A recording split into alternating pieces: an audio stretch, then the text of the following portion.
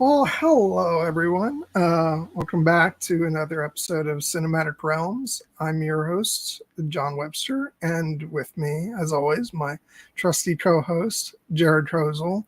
How are you doing, Jared? Still lost in Peridium, man. What happened? What you just left me here? No, I'm doing wonderful. You ran off, okay? You ran off to help, your master, whatever. I thought you were here for me, but whatever. If you don't know what we're talking about, then you probably shouldn't be watching this until you've seen the season finale of Ahsoka. But also don't leave. It's too late. You're going to get spoiled. Just real quick, I wanted to say hello. We do have a couple people popping in. We've got Jolie and, of course, our good friend Stev. Here be dragons. Thanks, guys, for being here.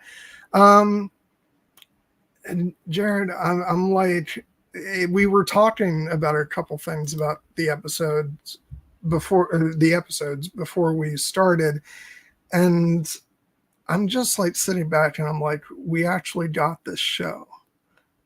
I mean, it's been a long road to get here with this thing, and I cannot believe we got 8 episodes of like batshit crazy, stuff from the animated shows here in live action. I mean, in these final episodes, we got Thrawn, we got the Night Sisters, the Mortis gods, I mean, it's just, and we got some cute little, turtle aliens that feel like they were plucked straight from the Clone Wars.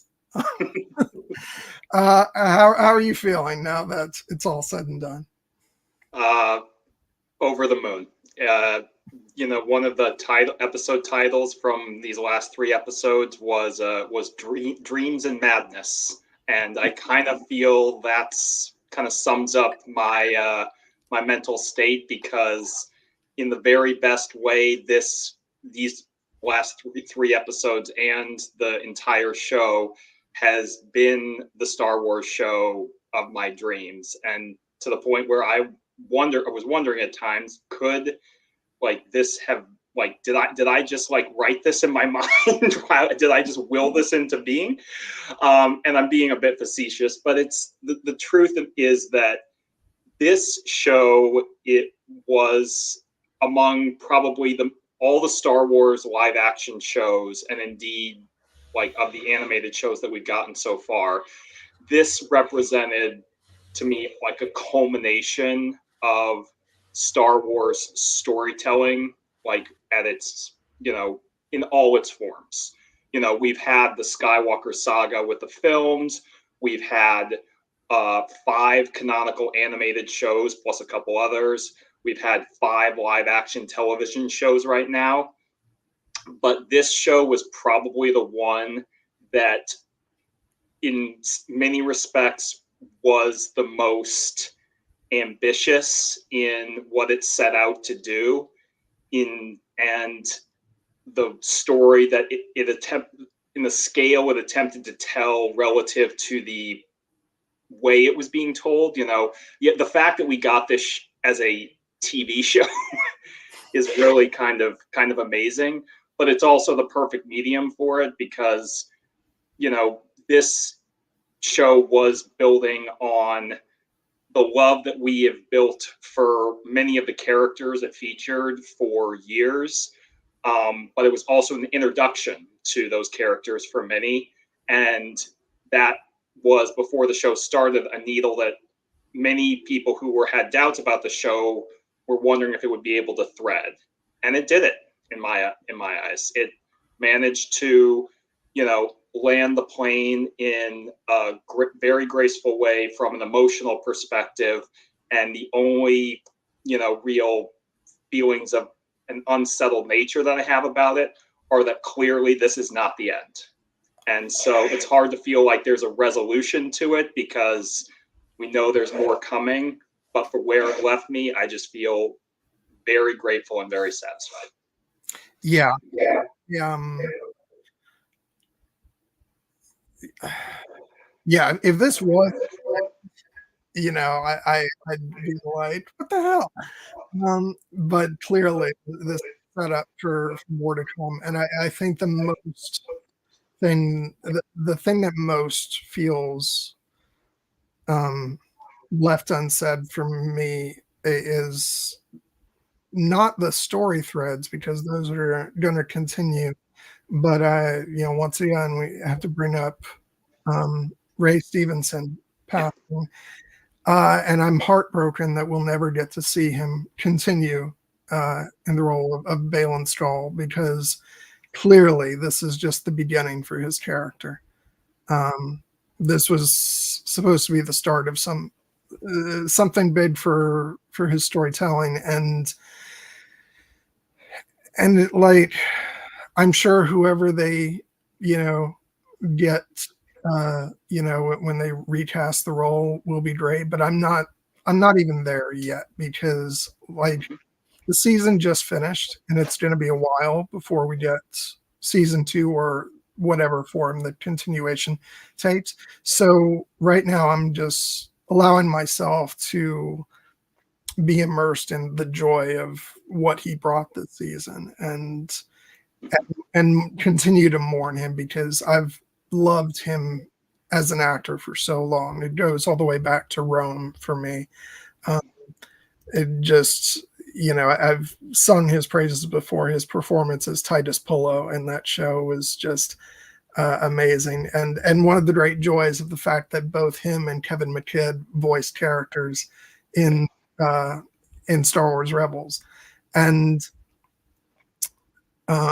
which is why, like, part of me hopes that somewhere out there, what's Kevin McKidd's Mandalorian character name? Do you remember? Fen Rao. Fen Rao.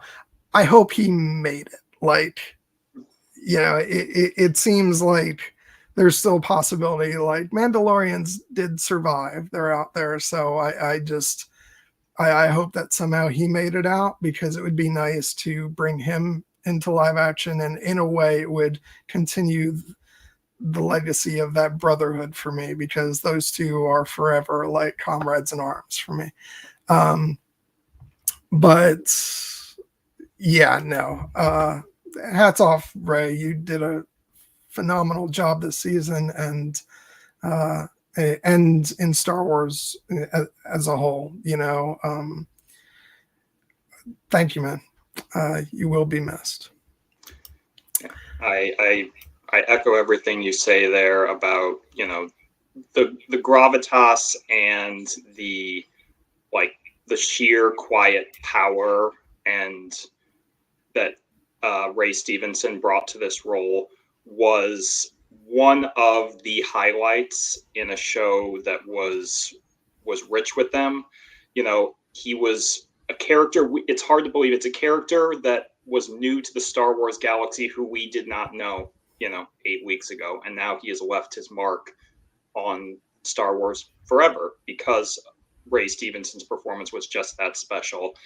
And it's impossible to talk about the show or have feelings about the show without reflecting on the fact that he passed away before the show even premiered, and he never even got to see just how beloved his character and his performance was for the fans. We got kind of a taste of it at Star Wars Celebration, which, if you watch some of the clips from like the panels where he was introduced in the interviews, and he was surrounded by fans who didn't know his character other than like a few shots from the trailers, but they knew him from his prior performances in Star Wars and his previous body of work. And when he was on that stage, he just had a 1,000-watt smile. He was giddy. You could tell he loved being part of this universe and was relishing this opportunity. And the fact that he didn't get to reap the rewards of that to the fullest extent that he deserved is a tragedy. But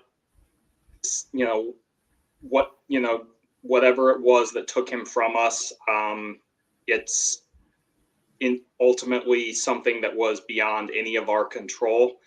And so what we are left with is this gift that he gave us of his final performance in his great career, and a character who we are left, wanting more from, specifically from him, which we unfortunately will never get. But I do feel that, the character's legacy owes him a great debt, and the best way to honor that legacy ultimately will be to entrust another actor with that role. It doesn't have to be now. We don't have to worry about this for a couple of years. By, whenever season 2 or the movie arrives, it'll be a few years down the road. The pain will be less fresh. I would hope that Star Wars fans can find it in their hearts to understand the extraordinary nature of these circumstances, and give the new actor, whoever it may be, a chance to, pick up that role, because it will not be the same.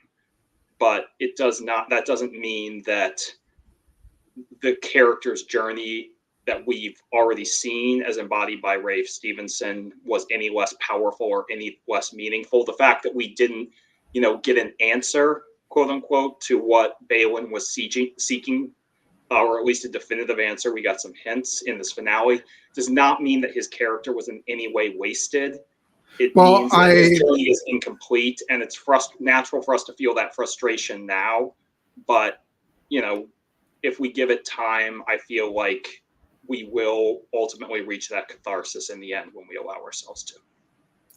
I mean, I think it's pointed in a pretty, for me, it's a clear direction of not exactly what he's looking to get necessarily, but at least we know, as far as I'm concerned, we know like what he's pursuing. He's very much pointed in the direction of the Mortis gods, and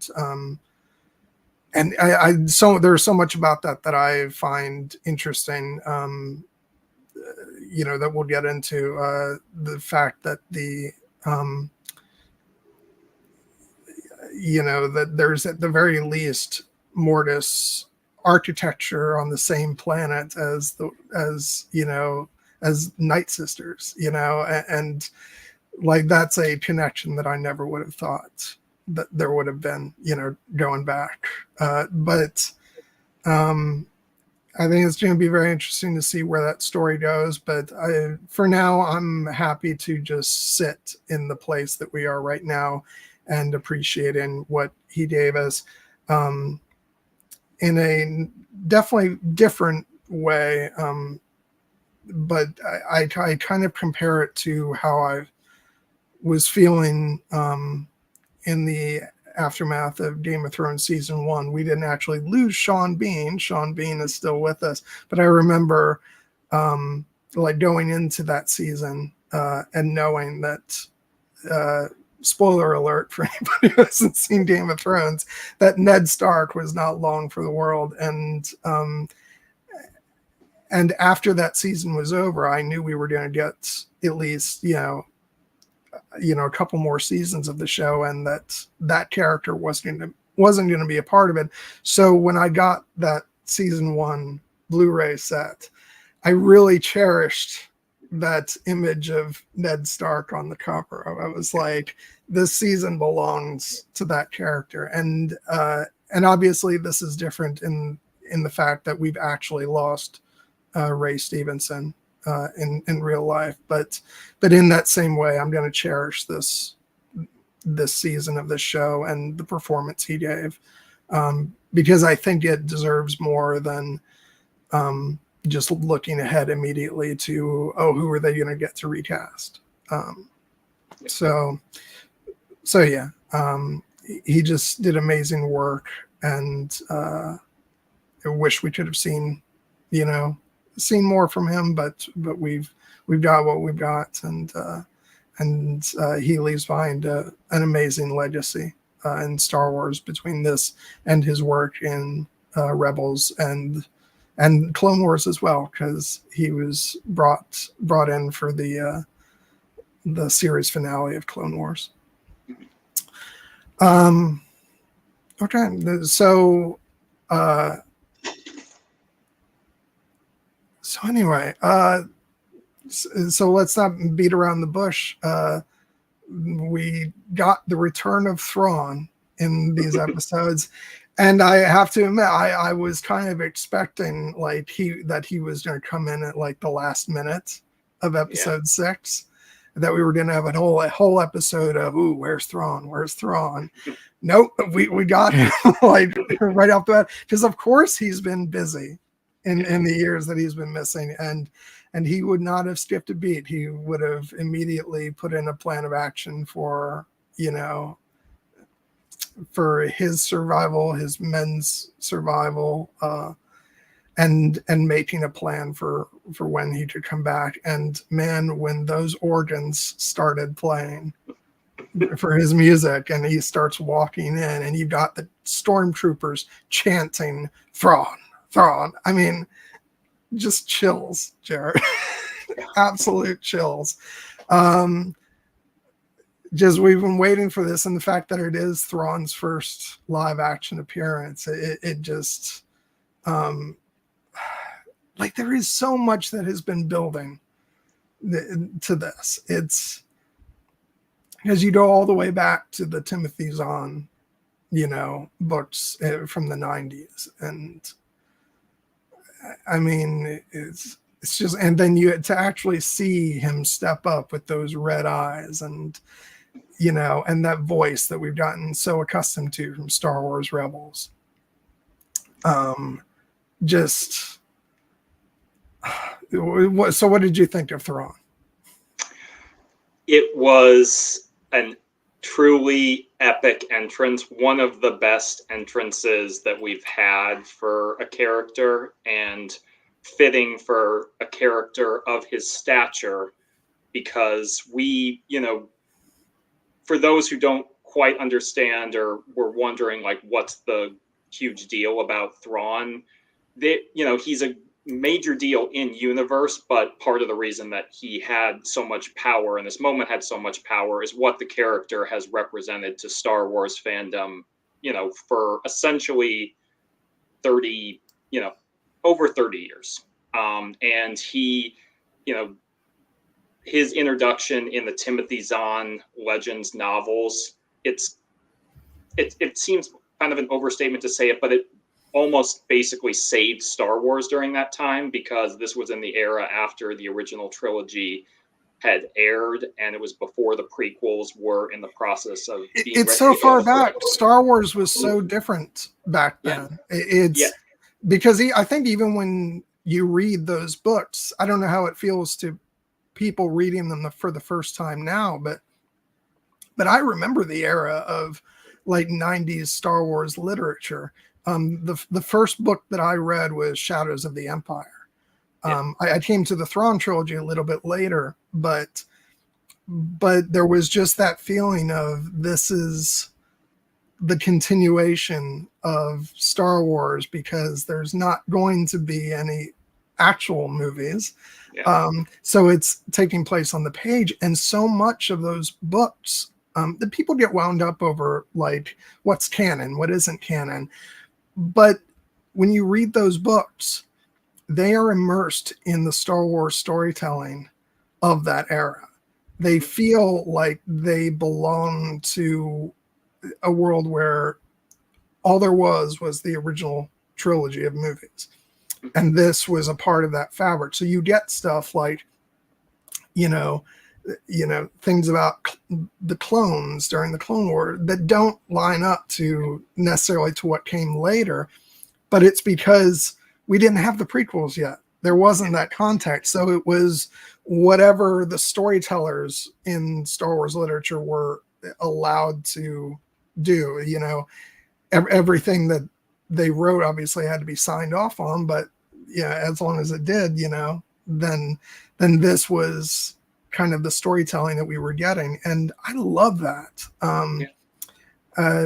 And I always say, I mean, that's sort of the joy of this. If you actually look at all this stuff over the years, and that continues today, I feel like the evolution of storytelling, it's so fascinating to look at how things have changed over time. And the stories are just as compelling, even though, our perspective on them has changed. But one thing that hasn't changed is that amazing reaction that Thrawn got.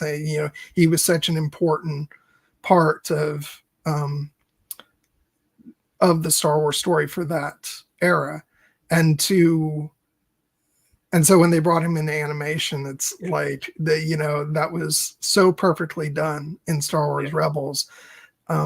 But I'm so glad that they also found a way to bring him into live action, and I think they did an absolutely fabulous job. Yeah, and it's effectively, he's now had this moment of grand introduction 3 times. He had it in the Legends continuity with his debut in the original Heir to the Empire novel by Timothy Zahn back in the early 90s. Then he was introduced in the season 3 premiere of Rebels. I believe it was 2016 or thereabouts.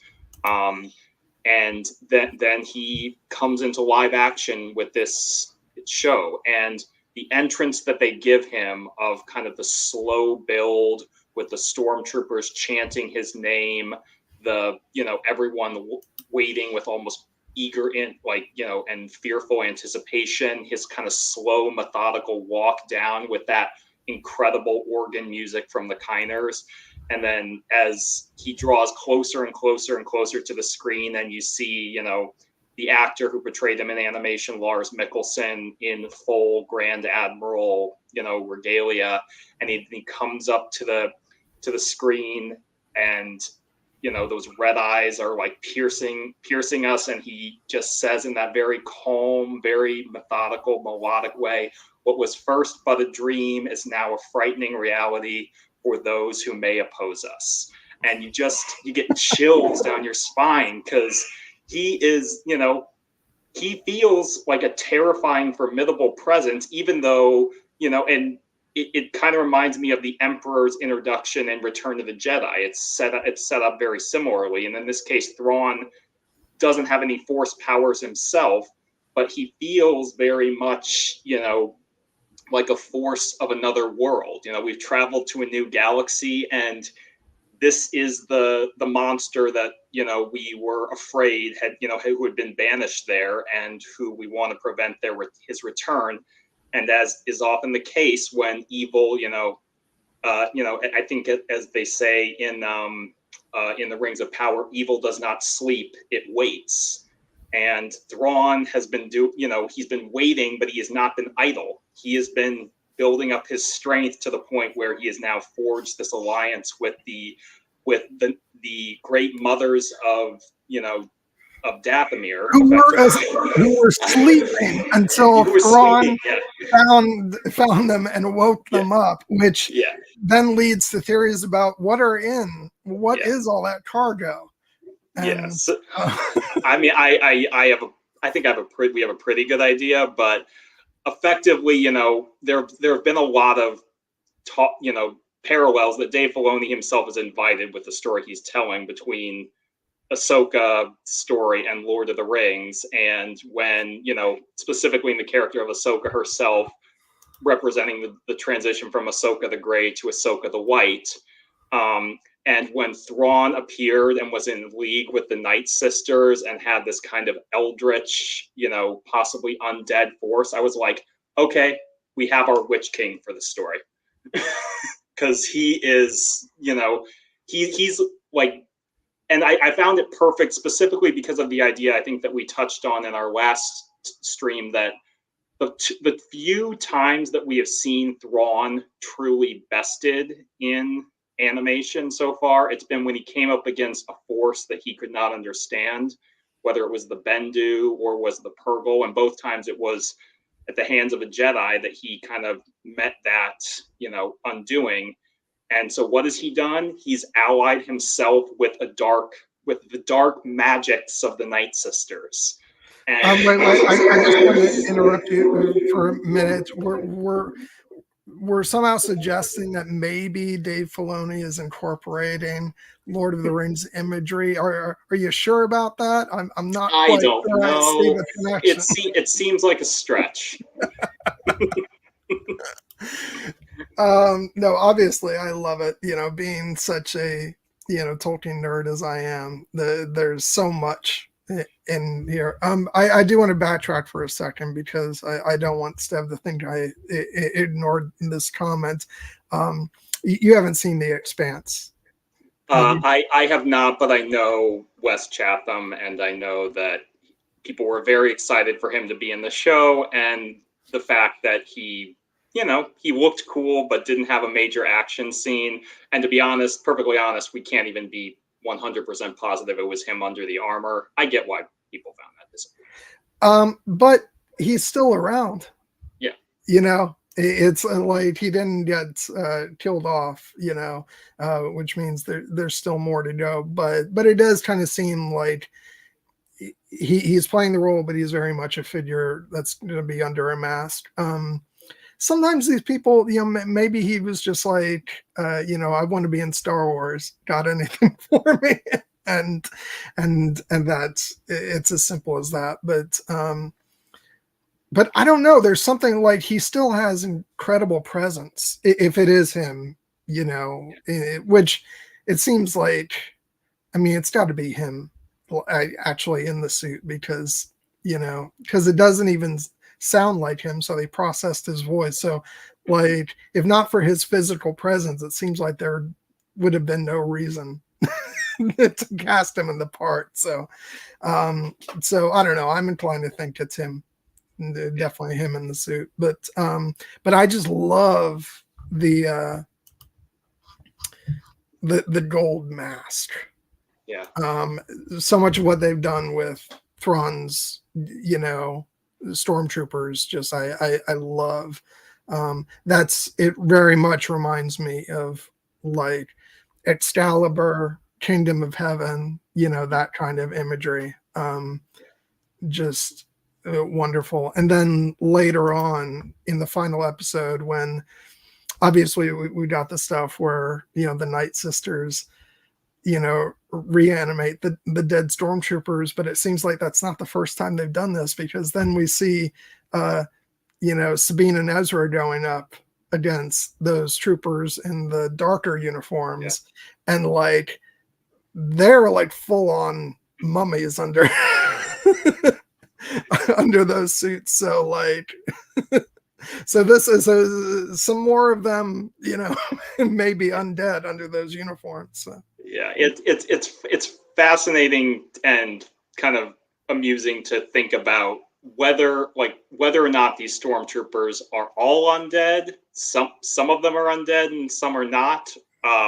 Because Enoch, the mask that he wears, it's very evocative of like some of the funeral masks from, as you mentioned, the era of the Crusades. I also thought of the scene in Gladiator with the Tigress of Gaul, who wears a similar mask. But at first I was like, oh, they're all zombies. And then we had the scene in episode 7 where they were fighting off the stormtroopers, and the stormtroopers were kind of going down. You're like, oh, well, maybe they weren't zombies. But then we have the scene where we see that they're volunteers. And Thrawn's like, these are the volunteers. They know what's gonna happen. And I'm like, and then they die. And I'm like, well, it seems like these guys are alive, but they're okay with being zombies. And then we have the Death Troopers, who are very clearly zombies. So I kind of find it, amusing to think that when Thrawn arrived on this planet, he probably suffered pretty heavy casualties, and many, if not all, of his troops died. But then the Witches of Dathomir have kind of helped him rebuild his forces. We see in the way their armor is set up, using those gold cracks in the ancient Japanese style of kintsugi. Very similar to what we see with Kylo Ren's helmet in the Rise of Skywalker. Yeah, which is it's a common idea that has power, but this show is very much influenced by those elements of samurai culture, and he is so I don't know if we know for sure, like, for instance, if Enoch is alive or dead. He definitely seems to have more like thought and intelligence than some of the more, zombie-like stormtroopers. But I find it kind of funny to think about the possibility that, stormtroopers are gathered in the break room, they all have their helmets on, and they're like, is this guy a zombie? Is that guy a zombie? And you're trying to figure out, like, it's like, hey, TK1177, are you, how are you? And he's just like, bruh. And, oh, nope, zombie. I'm gonna go sit. Can you still hear me? I can hear you. Yeah. Okay, I switched my microphone because this other one was giving me big feedback whenever I talk. Yeah. So, but yeah, no, I love the zombie stormtroopers. I just, and you know what? And we touched on this a little bit before the stream. There's going to be some people who aren't here for that. It's very pulpy. Like this is the kind of stuff we were getting in animation, especially when it comes to the Night Sisters. Reanimated dead is kind of their thing. Yeah. And which actually kind of, brings me back, even though you still haven't swayed me in terms of like the issues I have with the movie, but I do think that a issue that a lot of people had with The Rise of Skywalker is the fact that it was very pulpy, and you've got like undead Palpatine come back to life, and or clone Palpatine, and it's very it's very in your face with that is sort of out there storytelling, which feels like is rooted more in some of the stuff they were going for in animation. But I think even for me at the time, because Last Jedi was such a grounded film. I would take issue with that. Well, I think Last Jedi is very pulpy, but it is, but it's rooted more in like character arcs, which Rise of Skywalker has, but I think it just leans more heavily in favor of the pulpy elements, whereas it does feel like the focus of Last Jedi is a bit different. And I mean, yes, I think we can say Last Jedi has its fair share of pulpy elements, but it doesn't have, dead emperor back, hanging from it. Well, I mean, yes, I mean, it is very much an acquired taste, and we see that tension in the fandom between people who want their Star Wars to feel very mature and very grounded and very focused on, more, shall we say, in the adult themes, versus the kind of the more fantastical spirit that some of the prequel films have, that a lot of the animated films have. And I always feel like that it's best when there's a balance. I strongly believe that, movies and shows that people think of as very grounded, like The Last Jedi and Andor, have their pulpy, weird stuff, and movies that people think of as more fantastical and out there, like, Ahsoka and Rise of Skywalker or Attack of the Clones, do have very strong, grounded, emotional character arcs that are at the true heart of the movie. But it depends on sometimes what's presented most acutely on the surface. You have to buy into that if you're going to get the main course of the meal.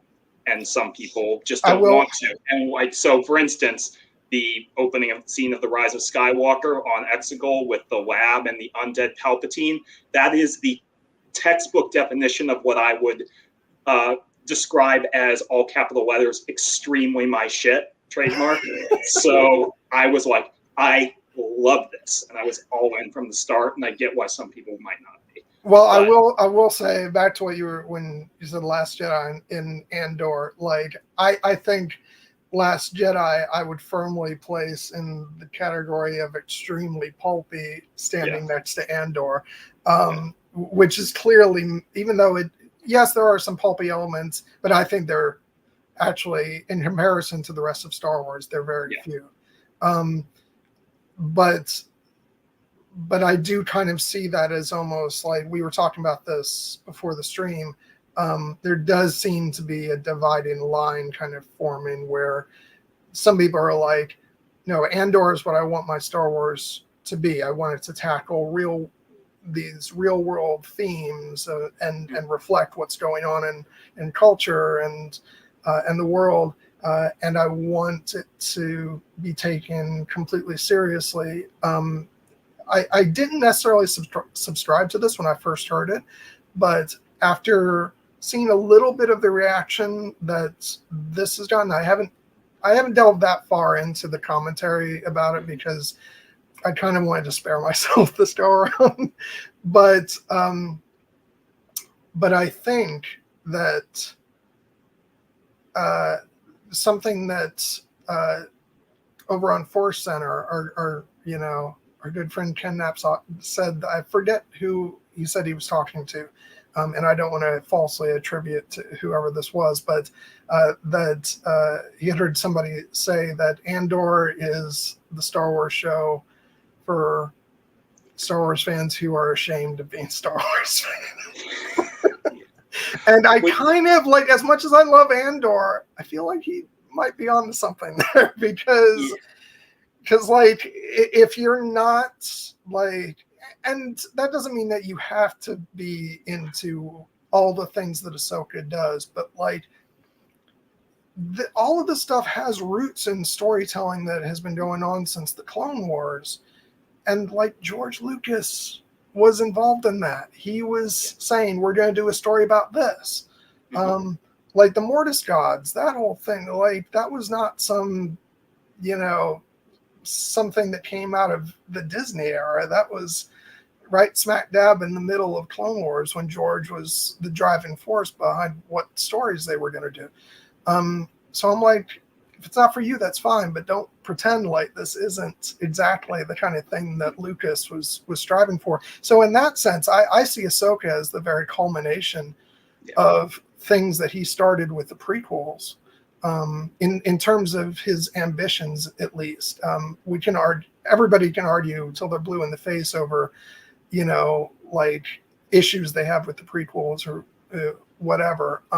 But I think like what we're seeing now is like the culmination of those ambitions combined with the maturity of the artistry. So, everything from the amazing performances that we're getting to the way the volume is being used now. I have zero complaints about how the volume is used in this show. I think they got some absolutely brilliant visuals. I think there was maybe one scene in episode 2 when they were at the shipyards that kind of felt like, oh, okay, that's I can tell that they're standing in front of a screen there, but everything else was just breathtakingly gorgeous, and the show felt huge. So I just say to myself, like, Lucas would have freaking loved this. I think he would have, and Dave Filoni being his direct apprentice and having worked on many of these same ideas and characters and concepts with Lucas during the Clone Wars, it's hard not to see it as a direct continuation of many of the story elements that Lucas found most interesting, and wanted to explore, which is why he, ultimately decided to make the Clone Wars show and to take such a hands-on, approach to it. He was never the credited screenwriter or director for any of the Clone Wars episodes, but he was extremely hands-on with that show, especially with, the character of Ahsoka and with certain elements and certain story arcs like the aforementioned Mortis arc. My favorite anecdote that always gets quoted, either he says it all the time or they keep playing the same clip over and over, when Dave is being interviewed and he says, George says, one day, so Ahsoka is going to be Anakin's apprentice, and Dave goes, Anakin doesn't have an apprentice. And George is like, Anakin has an apprentice.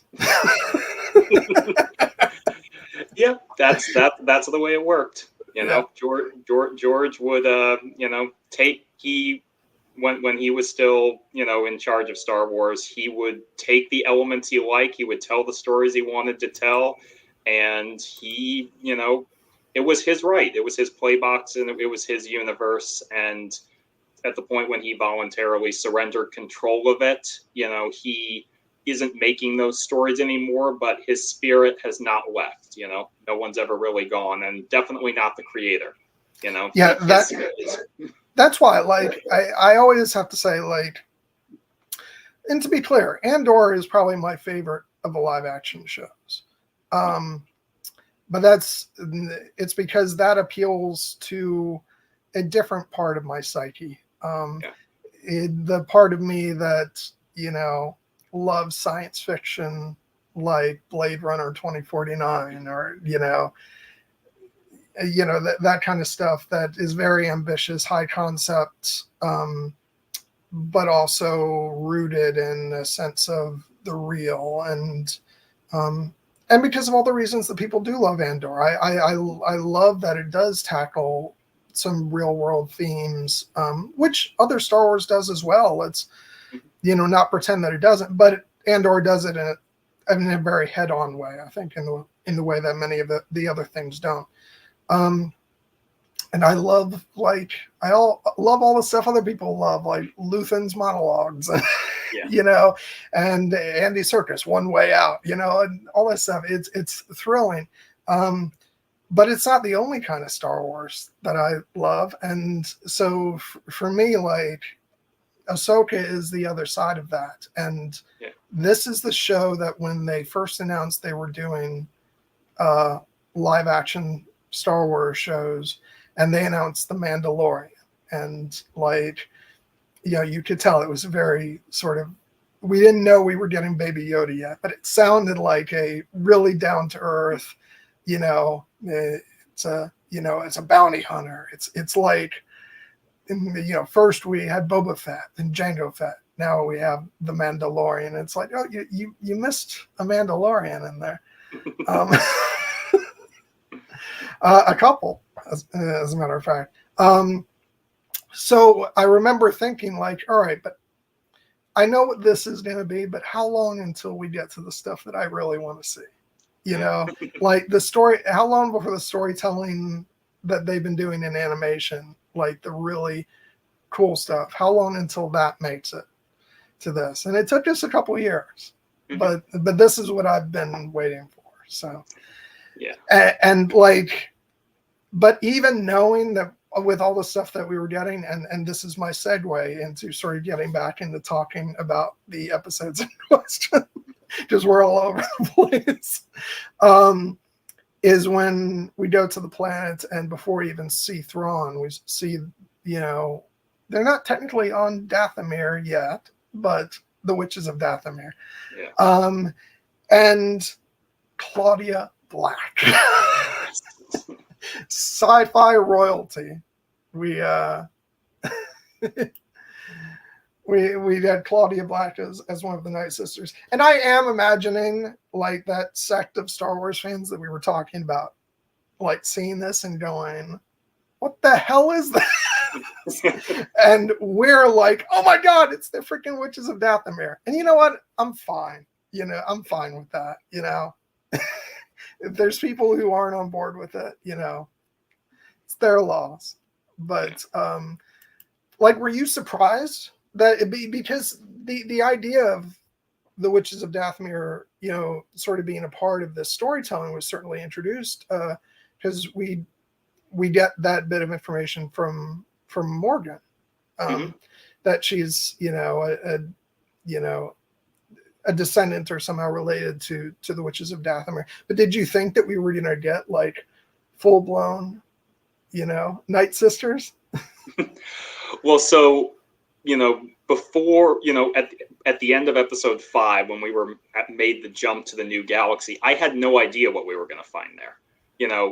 We were going to a completely different, realm that we had never seen before, and I had no idea how weird or wild it was going to get. And the fact that we found, witches of Dathomir there, and found that this was their original home world, and it was kind of a graveyard where the Purgle go to die, and there's some ancient mysterious power lurking in this wasteland that is stirring and might be awake and is calling to Balin.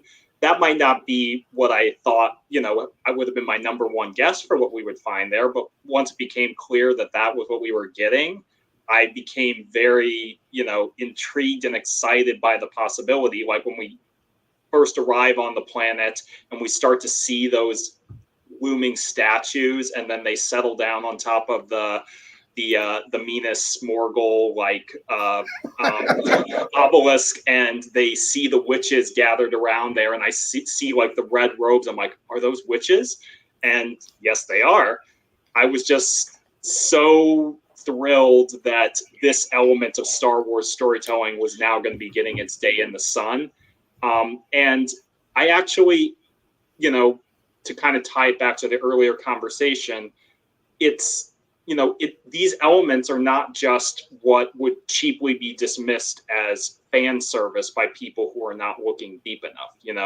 These are, I feel like for some people who found this show frustrating, it was the idea that it was based on characters who had been established in previous Star Wars stories and was referring to elements of stories that had taken place beforehand. And I kind of feel like some people felt intimidated by that. And also the idea that after a show like Andor, that was really effectively telling a story that you really didn't need to have seen much of Star Wars, if any, to watch it and kind of get the message. I think some people found it frustrating to dive back into all these kind of poppy, pulpy elements, and they kind of misunderstood why those elements are there. It's not just so that people can do the Leonardo DiCaprio point at the screen meme and go, ooh, look, the witches of Dathomir. No, like the witches are serving a actual tangible story purpose here. This is a very fantastical, show that's exploring the elements of the Star Wars galaxy that we might consider to be more in, the fairy realm, as Tolkien would put it. But in playing with those tropes, the witches are fulfilling the role of, they represent the fates. They represent kind of the connections to, doom and prophecy. They represent kind of the unknown, the tampering with powers of the unseen world. And so they serve a narrative story focus rather than just being something that we happen to have seen in another live action Star Wars storytelling. So I find that where I get frustrated with this criticism, and I don't want to go too deeply into this, but when you mentioned earlier that there were some people who, where they had talked about the idea that Andor was a Star Wars show for Star Wars fans who are ashamed of being Star Wars fans, I don't fully agree with that, but I do think that there's a kernel of truth there, because, people want to feel like they can, if they aren't as fully immersed in the Star Wars galaxy as we are, they want to feel like they can, they aren't, just being thrown into the deep end and seeing things that they don't recognize that we may recognize. And I feel like where the frustration comes in is when people want a story to be a story that it is not. Engage with the story as presented to you, not the story you wish you were being told. The single most frustrating review, and I did not read any reviews of Ahsoka except for this one, which I regret, was a review from Hollywood Reporter from a critic who had loved Andor and basically said, Ahsoka is not Andor, and that's okay. And then proceeded to spend the entire rest of his review bitching in various oblique ways that Ahsoka was not Andor. And I just found it to be the most vapid, inane piece of criticism I had ever read in a long time. And And I just and to be clear, like I'm with you on I don't completely agree with the, Andor's Star Wars for Star Wars fans who are ashamed of being Star Wars, because I'm not ashamed of being a Star Wars fan, and I love Andor. I love Andor But too. I feel like people think I don't. I love Andor. It's probably, I actually think it's the best made Star Wars story. Jared, why do you hate Andor? Yeah. No, it's what you said. It feels like there's a kernel of truth there, but it's not absolute. It's like, but yeah, it's just frustrating because I continue to insist that the only reason like people get bent out of shape over like supposedly needing to know about, the animated shows before they can watch this one or before they can enjoy it is because they've been told that this has elements from those shows. If they went into this thinking that there had been nothing else with these characters before, this would be the same as when you sit down for the original Star Wars and it's a story already in progress. Like I feel like the show gives you the information you need to know, and everything. Like, I guarantee you, there's people who started watching this who think that all the stuff between Ahsoka and Sabine was covered in Star Wars Rebels. Yeah, and not even realizing that so much of that happened off screen, even for those of us who have seen the animated shows. So even we had like catching up to do in terms of like what actually happened, and then we get more information through context, through what Balin says to Sabine in, I think it's episode 4, and then the conversation between Huyang and Ezra in the finale.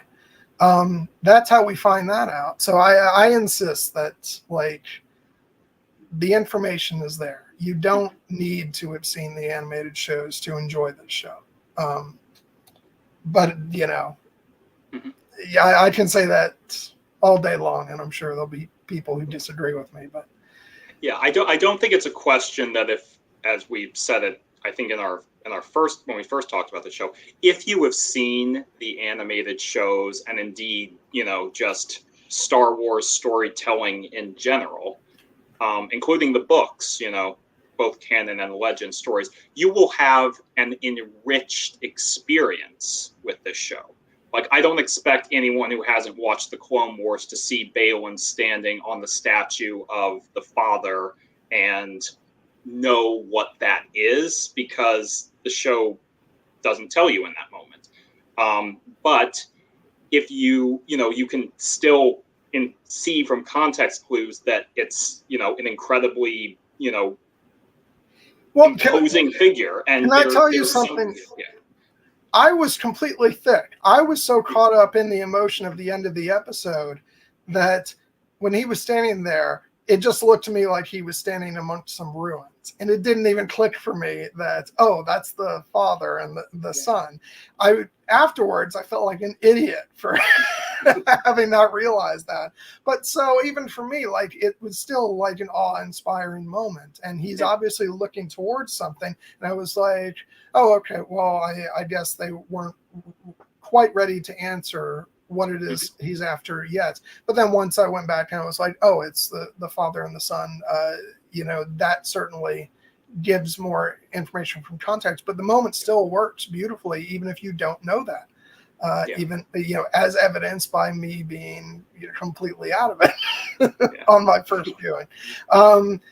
But yeah, no, it's that stuff that, if you have that information, you get, as you say, an enriched experience. But I don't think it's required. And honestly, like, I don't want to go too far down this road, because like we're talking less and less about the actual episodes when we talk about these criticisms.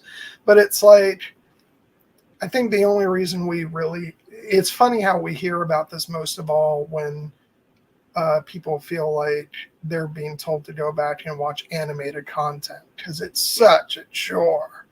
Oh my God.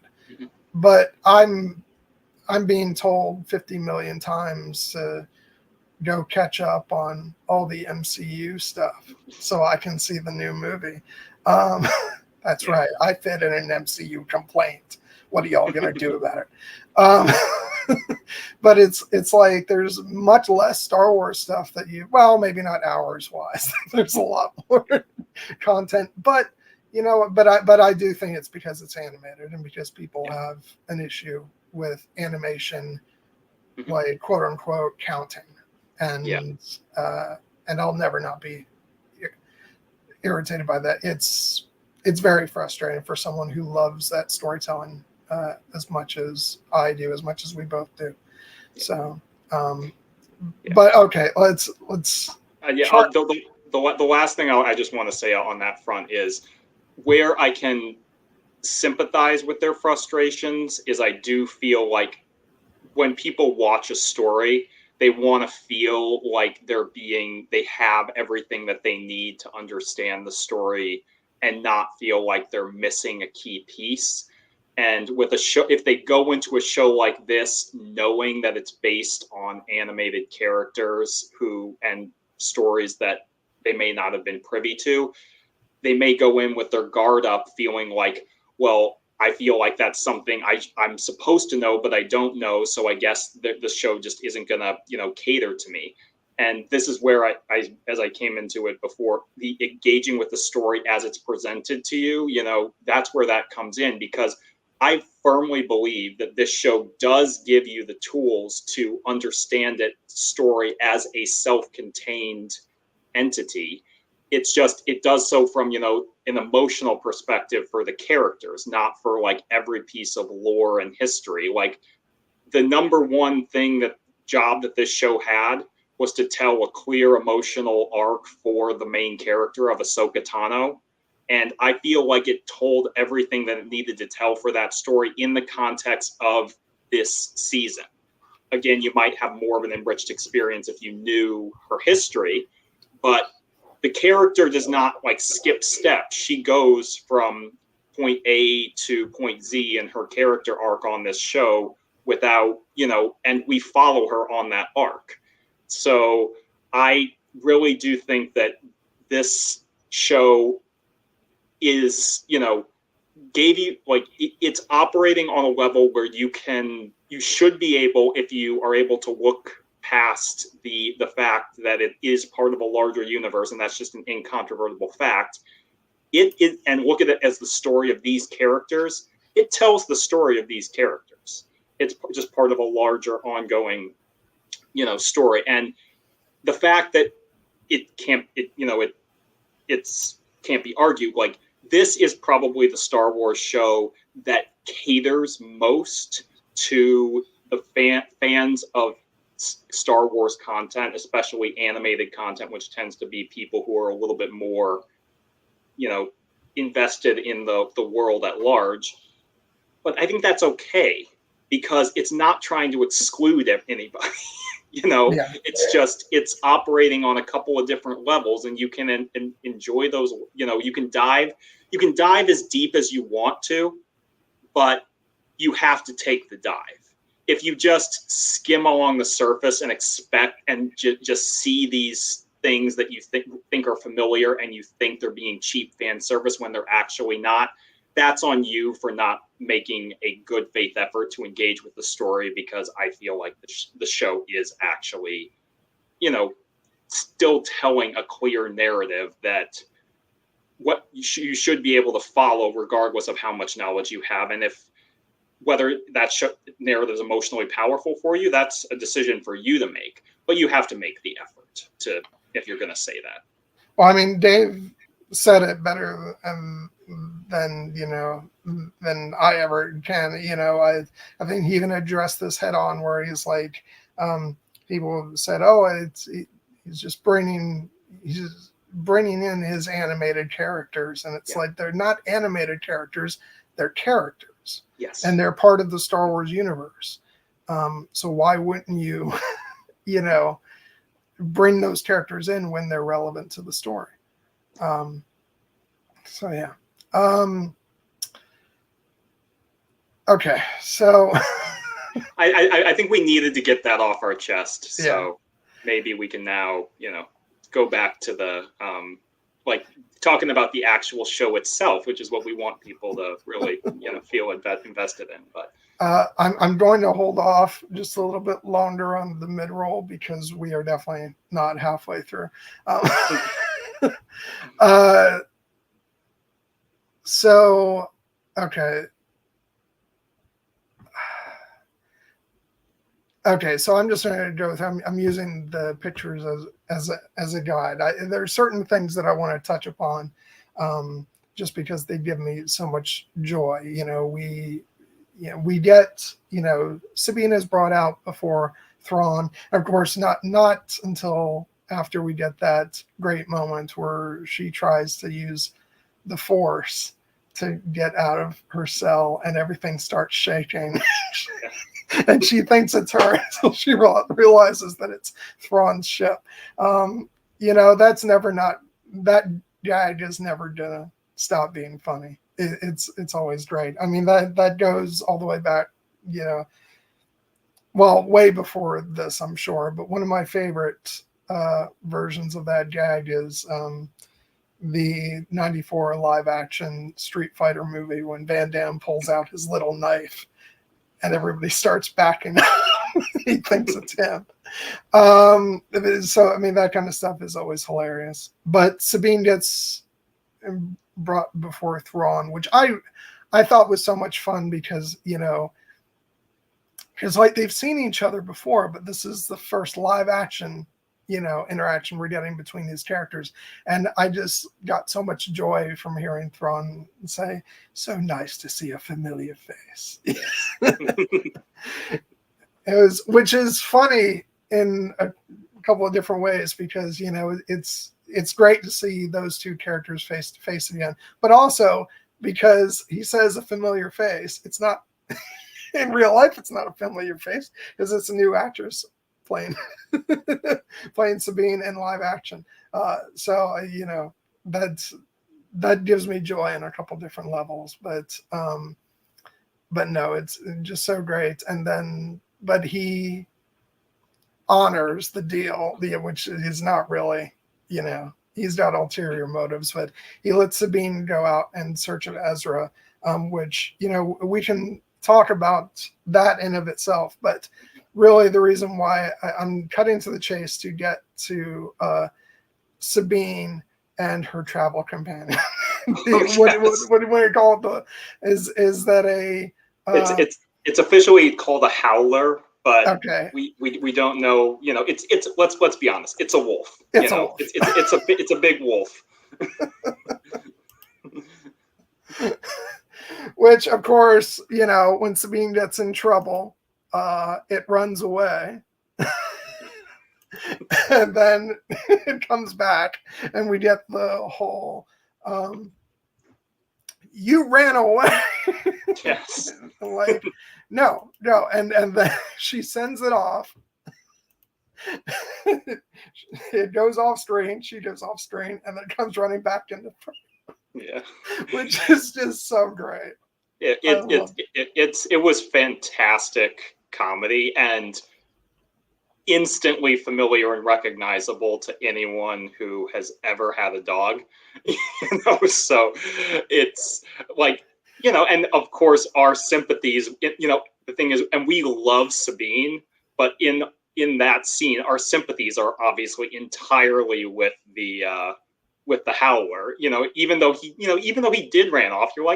He's like the boy was scared of the blaster shots. You can't hold that against him. Look at that face. Okay, yeah, the face could be mildly terrifying if you look at it from a certain angle, but what a good boy. And look, he wants to do good.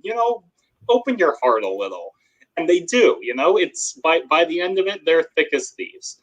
So yes, it was prime comedy and yet another example of, you put a cute or endearing animal in the story, like the Loth Cat, like the Howler, people are instantly going to latch onto that, and they will defend it to the death against any humans, even humans that they love.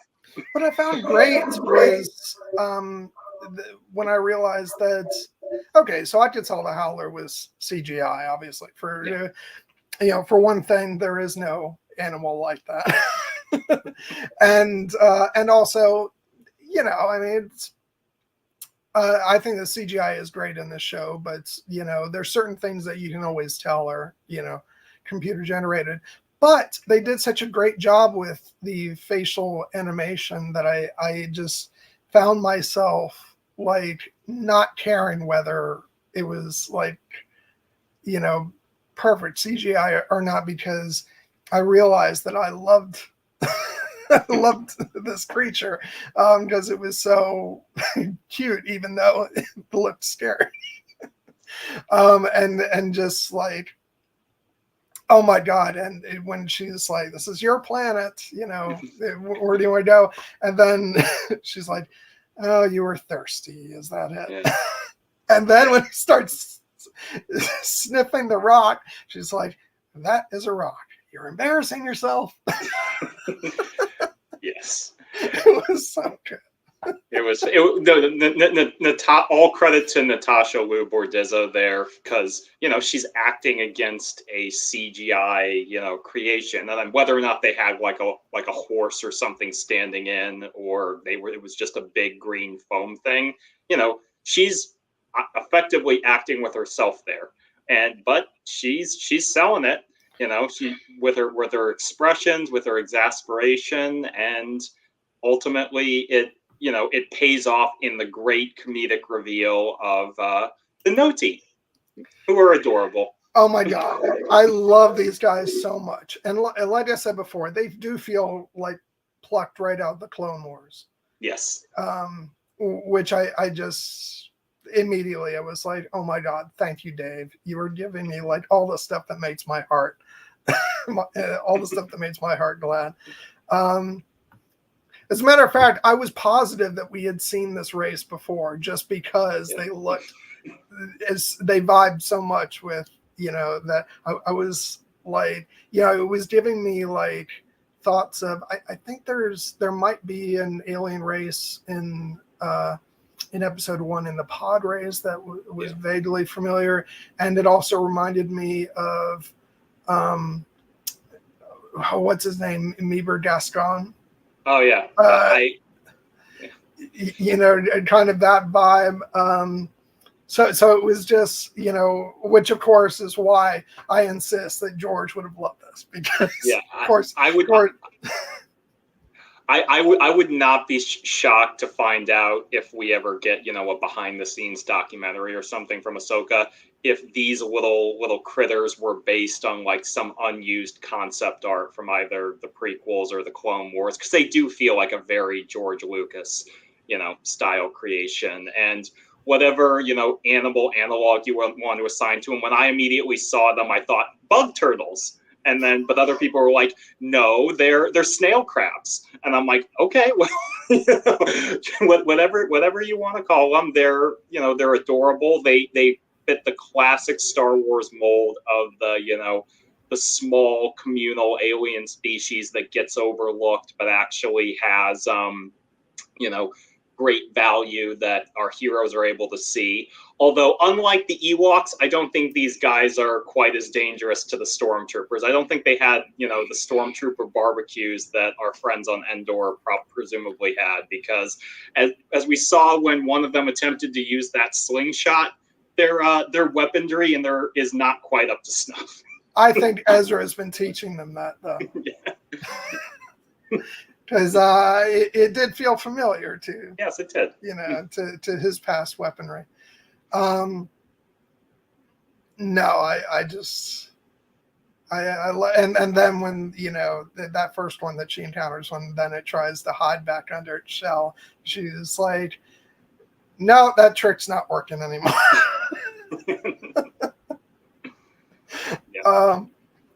Oh God. And then of course, and then we see that, he's got the rebel insignia that obviously Ezra has, carved these for, for a bunch of them, and she realizes they must have at least seen Ezra, and then I just love when they all pop out, and it's like there's been a bunch of them, and it's like I felt frustrated for her because like she says his name a bunch of times, and they just keep chattering amongst themselves until finally she says like his full name, Ezra Bridger, and then finally they're like Ezra Bridger. Yes. But yeah, and then we get she goes back to their village, and we get that amazing reunion between them. And I could sort of tell this by that little bit that we got of the Ezra hologram recording in the first episode. But oh my God, this is Ezra. Yes. Just perfectly captured. I think Steb mentioned earlier that that this was his like favorite. Mm-hmm. That he had quibbles with some of the other like animation to live action actor portrayals, and which is fine. I think, personally, I was impressed with all of them, but I know some people did struggle with some of the characters. But he said that Ezra for him was absolutely perfect, and it's hard to argue because I think he nailed him so perfectly. Yeah, and it's a combination, because it was a combination of looks and mannerisms. Yeah, he has the look. Obviously updated, because the last time we saw Ezra, he was about 18, 19 years old and clean shaven, and now presumably he's in his late 20s and he's got the full, beard and the luscious locks, but you see him and it's him. And in terms of like just the pure aesthetics, like one of the things that was really striking for me was seeing the fact that they had him wearing the blue contacts to match his like animated eye color, which is something that I don't believe the actor's eyes are naturally that color. They that was something that I was fully anticipating they might have changed for the transition from animation to live action. And well, because it's interesting the direction they went with that, because they clearly did not go for the blue hair. Yes. Well, I mean, yeah, yes, I'm perfectly fine with that. I'm okay with Dario Naharis not having blue hair in Game of Thrones, and I'm okay with Ezra Bridger not having blue hair in this show. Although, as people know, Jason Sindula ultimately did have green hair, even though it was like a darker green than we expected. But the reason that he, we saw him and we knew immediately was Ezra was because the way that the actor Amon Esfandi just captured his mannerisms. From the moment we see him like kind of just leaning there against the wall with that warm smile, and then when he and Sabine start teasing each other, and she joshes him about having about his plan, and he's like, hey, it worked, didn't it? That is such pure. And I was like, yep, that's it. That's right there. Just I want to stop for a moment. I want to say hi to a couple people. Cassie dropped in. Wonderful. Hey, Cassie. See Cassie. And then a little while ago, I don't think I said hello before. I know that Stephanie dropped in. Wonderful to see you. And also we've got a guest from Force Center. I saw it. How you doing? 8984M. I don't know your name. so you've got a serial number until then. It's so great to see you. Thanks guys for stopping in. We for those of you just joining us, we got past our rant portion of the stream, and now we're talking about the actual episodes. The rant was not for the episodes. The rant was for many other things. But yeah, so we were talking about Ezra. Yeah. And do you want to say the actor's name? So I don't. I did once. Amon Esfandi. Yeah. Absolutely fantastic. I just think he nailed it so perfectly. There's a bit in the next episode when the big fight is starting. Yes. And you know, that bit between where Sabine's like, do your thing. Like, what thing? It's like, come on, take the lights. I don't need it. Yeah, the Force is my ally. Yeah. I gave it to you. It's yours now. Yeah, what he says is, you know, he says something like, the Force is all I need. And it was a combination for me between it's pure Ezra, but it is also like pure Kanan, especially when he was young. Like that snippet that we got in the Bad Batch. Like it felt totally like that energy that Kanan would have brought, and just made me so happy. Ezra always, you know, he matured immensely over the course of the 4 seasons of Rebels, and you know he's had 10 years, and he clearly seems to be in a much more mature and thoughtful place. But he's still Ezra, and he's still. I think I joked about this in the Force Center Discord. It's like you can take the goofy kid off Lothal and make him a Jedi, but you can't take the goof out of the kid, because he is still he's still got that inherently, like, you know, happy-go-lucky vibe, even as things are possibly crumbling to disaster around him, that made him ultimately a very endearing character. Like later in the fight scene that you alluded to, when he is coming up against, you know, Shin, and he had already said, I don't need a lightsaber, and then he gets shoved into the, you know, the wall, and then the Nodi pops out. He's like, you okay? He's like, yeah, get in there, shut the door. And then the moment that was my absolute favorite was when they were surrounded by the stormtroopers, and oh my God. and he's like, well, don't you want to take us as prisoners? Yes, as prisoners. And I was just like, I could just. And the way Sabine looks at him, like, it's so great, because especially since now those characters are going to be separated again, it was really great to get some really wonderfully pure Sabine and Ezra moments in these episodes. So and it was worthwhile for that as the payoff, because obviously, as we had kind of touched on, and there was heavy fandom discussion about in the after episode 4, when Sabine made her choice, you know, this was, you know, when she made the choice effectively to surrender the sphere, the map, to Balin and go with them to the new galaxy in the hopes of finding Ezra, I think that, you know, that was the right choice for her at that moment, because she probably would have been killed if she had not agreed to that. And, you know, she was making a choice with her heart, if not her head, in that moment. But the moment that she and Ezra laid eyes on each other, and throughout all their interactions in these last 3 episodes, right up until the end, when she ultimately makes the choice to, in effect, sacrifice herself, although she doesn't die, but sacrifice her own chance of getting home to make sure that Ezra gets home. All of that comes back to the moment that we, as the audience, understand, and that Ahsoka ultimately comes to understand, which was that it may not have been the most coldly rational choice, but it was the right one. Her making the choice to save Ezra was her listening to her heart, and ultimately listening to the will of the Force, because what she did for him was the kind of selfless act of a true Jedi Knight.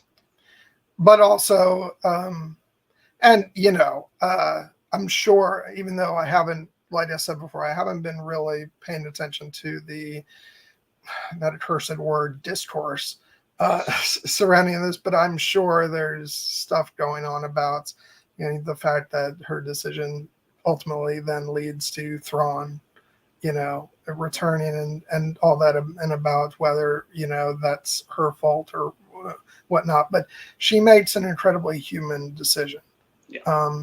And even Ahsoka, you know, doesn't falter for that, especially in the aftermath of her, you know, experience with Anakin. And that's, and the whole point of like where this season ends up is like, yeah, it's our heroes. It's what we were talking about, I think, on the last episode, what we kind of expected, which was that they get a small victory, which is that Ezra gets home, but ultimately they lose in the fact that Thrawn succeeds in getting away and returning to the galaxy. So, so, you know, it's, which, you know, and Thrawn has to, like, at this stage in the story, like, Thrawn has to win, because that's, you know, it's what separates him as a villain. You know, with all the other villains, like, if this was anybody else, you could have seen, like, you know, Ahsoka, Sabine, and Huyang, you know, are up there in the ship, and maybe they coordinate with Ezra and they stop, you know, the ship from taking off. But at the end of the day, no, this is a Thrawn story. So in fact, he wins the day, and it's what he kind of counted on, which was keeping them distracted long enough so that they wouldn't be able to stop what he was doing. And but what I love most of all is that we see so much of Thrawn's anger and nervousness seeping out in a way that I don't quite know that we've seen before. And it's because he's been through this before. And like, he's no longer taking it for granted that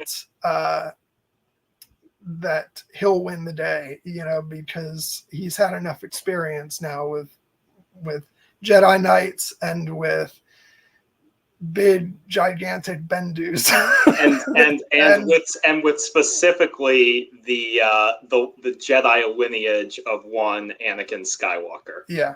Because it's that moment when he like requests the information from Morgan and he looks at the data pad and you see him look up and he's like, her master was General Anakin Skywalker. And you can see his demeanor, you know, ever so slightly change. And there is history there.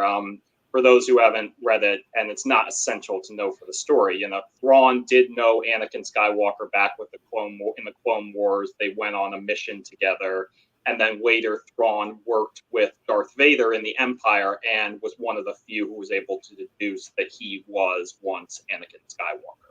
So he knows, and that's part of why he's able to kind of pull that back to Ahsoka in that final scene where he, like, I knew you because I knew your master. I wonder how similar the two of you will ultimately become.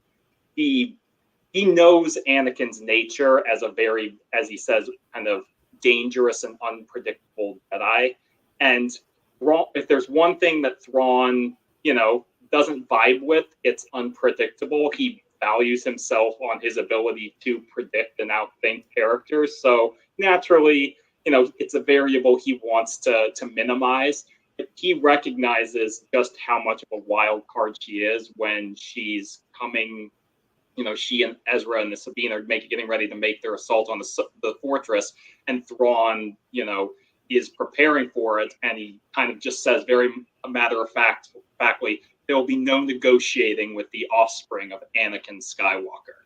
Because or the apprentice. The apprentice, I should say. I do find it amusing. This is another thought of, because this was the case in the original Thrawn trilogy, of Thrawn gets so off-put by the apprentice of Anakin Skywalker, and then he comes back to the main galaxy like, yes, I got rid of her, and then he's like, oh crap, Anakin's got 2 kids. But no, it's like, yeah, my favorite moment what I was talking about how he seems to be sort of seething is when they get into the temple or whatever, and it's just like you can see his lip like quivering. It's like, and that's what I love, because we rarely see Thrawn so unsettled. So yeah, no, just great stuff. I'm going to pause here because I want to go ahead and do that mid-roll now. So next week, it's kind of up in the air at the moment, unless I've gotten a. Hold on, guys. Getting an update which will pertain to this. Okay. So next week, here on John Webster Film, we will be having our good friend Blue Lemons come on to talk with us, and we will be having a conversation about the 2022 film The Northman, which I think all three of us have been itching to talk about for a while, because all three of us love that movie. And Trish and I had a conversation before about the movie The Green Knight, which, I feel like this is going to be the same kind of, a conversation where it's just sort of a stream of consciousness. Other people, may be confused, especially if they haven't seen the movie. But we're going to have a blast. I think that was also one of your top films of last year, wasn't it? It was. I believe it was in my top. It was in my top 5. And it's a very, on its surface, it's a revenge story, starring a Viking. But there is some crazy stuff in that movie, man. You think that they're witches? It's got witches. Well, I tell everybody with that movie that it starts off like Conan the Barbarian, and then it takes them down a wild left turn, which should be this way, and just crazy shit. Yes. Yeah, no, that it's going to be a fantastic conversation, and it's actually been a little while now since I've sat down to watch it, probably since last year, because it is not the kind of movie that you just turn on the background. It's like you really got to sit down and be like, all right, tonight is when I'm going to experience The Northman, because it is a fantastic movie, but it's a weird one. Yes. Beautifully weird. And very, very dark and violent too, but in a very like artistic way. It's not just gores for gore's sake. This movie has a pretty strong and powerful thematic message. Yeah, I was so excited when we were posting our top 5 movies last year. And you and I had the same 4 out of 5. And one of mine you hadn't seen as of yet, which was Everything Everywhere All at Once. And I'm trying to remember what your 5th selection. So my top 5 from last year were in order. Number 1, The Batman. Number 2, Top Gun Maverick. Number 3, The Banshees of Inisherin. Number 4, All Quiet on the Western Front. And number 5, The Northman. And then Everything Everywhere All at Once was in my top 10. I believe at like 7 or 8. And what's funny is the only one of your top 5 that isn't my top 5, I still actually have not sat down to watch, which is All Quiet on the Western Front. Just because that feels like a movie that I have to be in the mood to be depressed. Oh yeah, it is not an uplifting watch, but it's beautifully done. But I did buy it on Ultra HD Blu-ray because I really wanted to have the full experience when I sit down to watch it. So it's only a matter of time.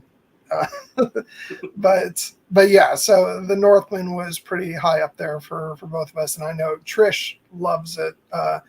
When I went with her and her husband to what convention was it?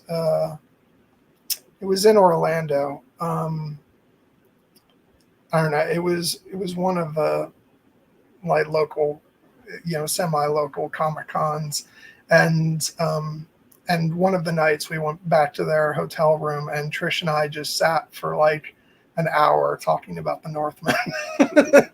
So yeah, we're gonna have a really good time talking about that one.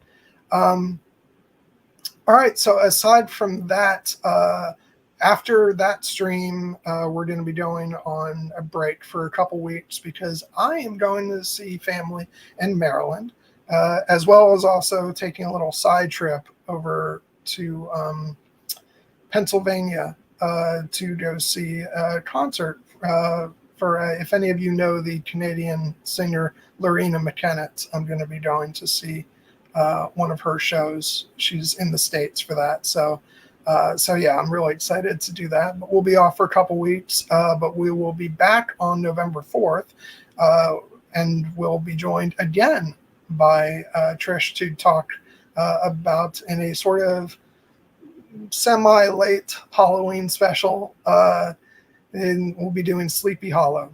So looking forward to that too, because I also just recently bought the 4K Blu-ray for that as well. So I'm looking forward to revisiting it. But anything else? Anything you want to mention before we jump back in, Jared? Nope, I think you covered it. I know that like going on hiatus for 2 weeks, I feel like it's never ideal, but it's necessary for us to have a little bit of time for vacation. I'll be going to a wedding during that interval, so we'll hopefully come back rest and recharged and ready to just charge forward and keep having good conversations about all these movies that we can't wait to discuss. Yes. And I know at some point in the future after we do that, you went ahead and brought this up as a suggestion. I think it was last week, and it's one that I've been wanting to do for a while. We're going to get to, which is the film which we just mentioned as being in both of our top fives last year, The Banshees of Inisherin, which if anybody hasn't seen that one, I highly recommend it. It's more than a little heartbreaking, but it's a beautiful film. And if you're a fan of the movie In Bruges, it's by the same director and also stars Colin Farrell and Brendan Gleeson, who are just one of my favorite actor pairs. So yeah, so we'll be talking about that at some point soon. But yeah, so okay, so let's dive back in. And I just have a question for you. How bad do you feel for Kaz growing up with this guy as his dad? You know what? I feel quite bad for him, but somehow that kid turned out all right. The thing about Senator Hamato Ziono, is he is, what's the adjective? There's an appropriate adjective for him. Oh yeah, he's a dick. He's a raging dick, and he is exactly the kind of politician that we all recognize and we all kind of despise.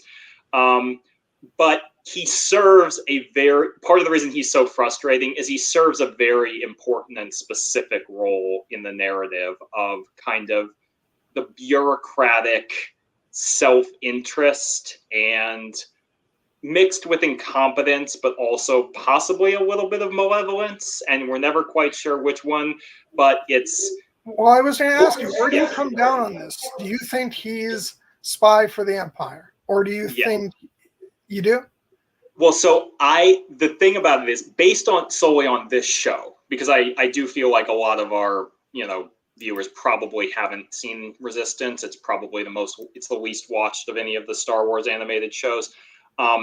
Based on this show, I have no problem just thinking he's a purely self-interested bureaucrat.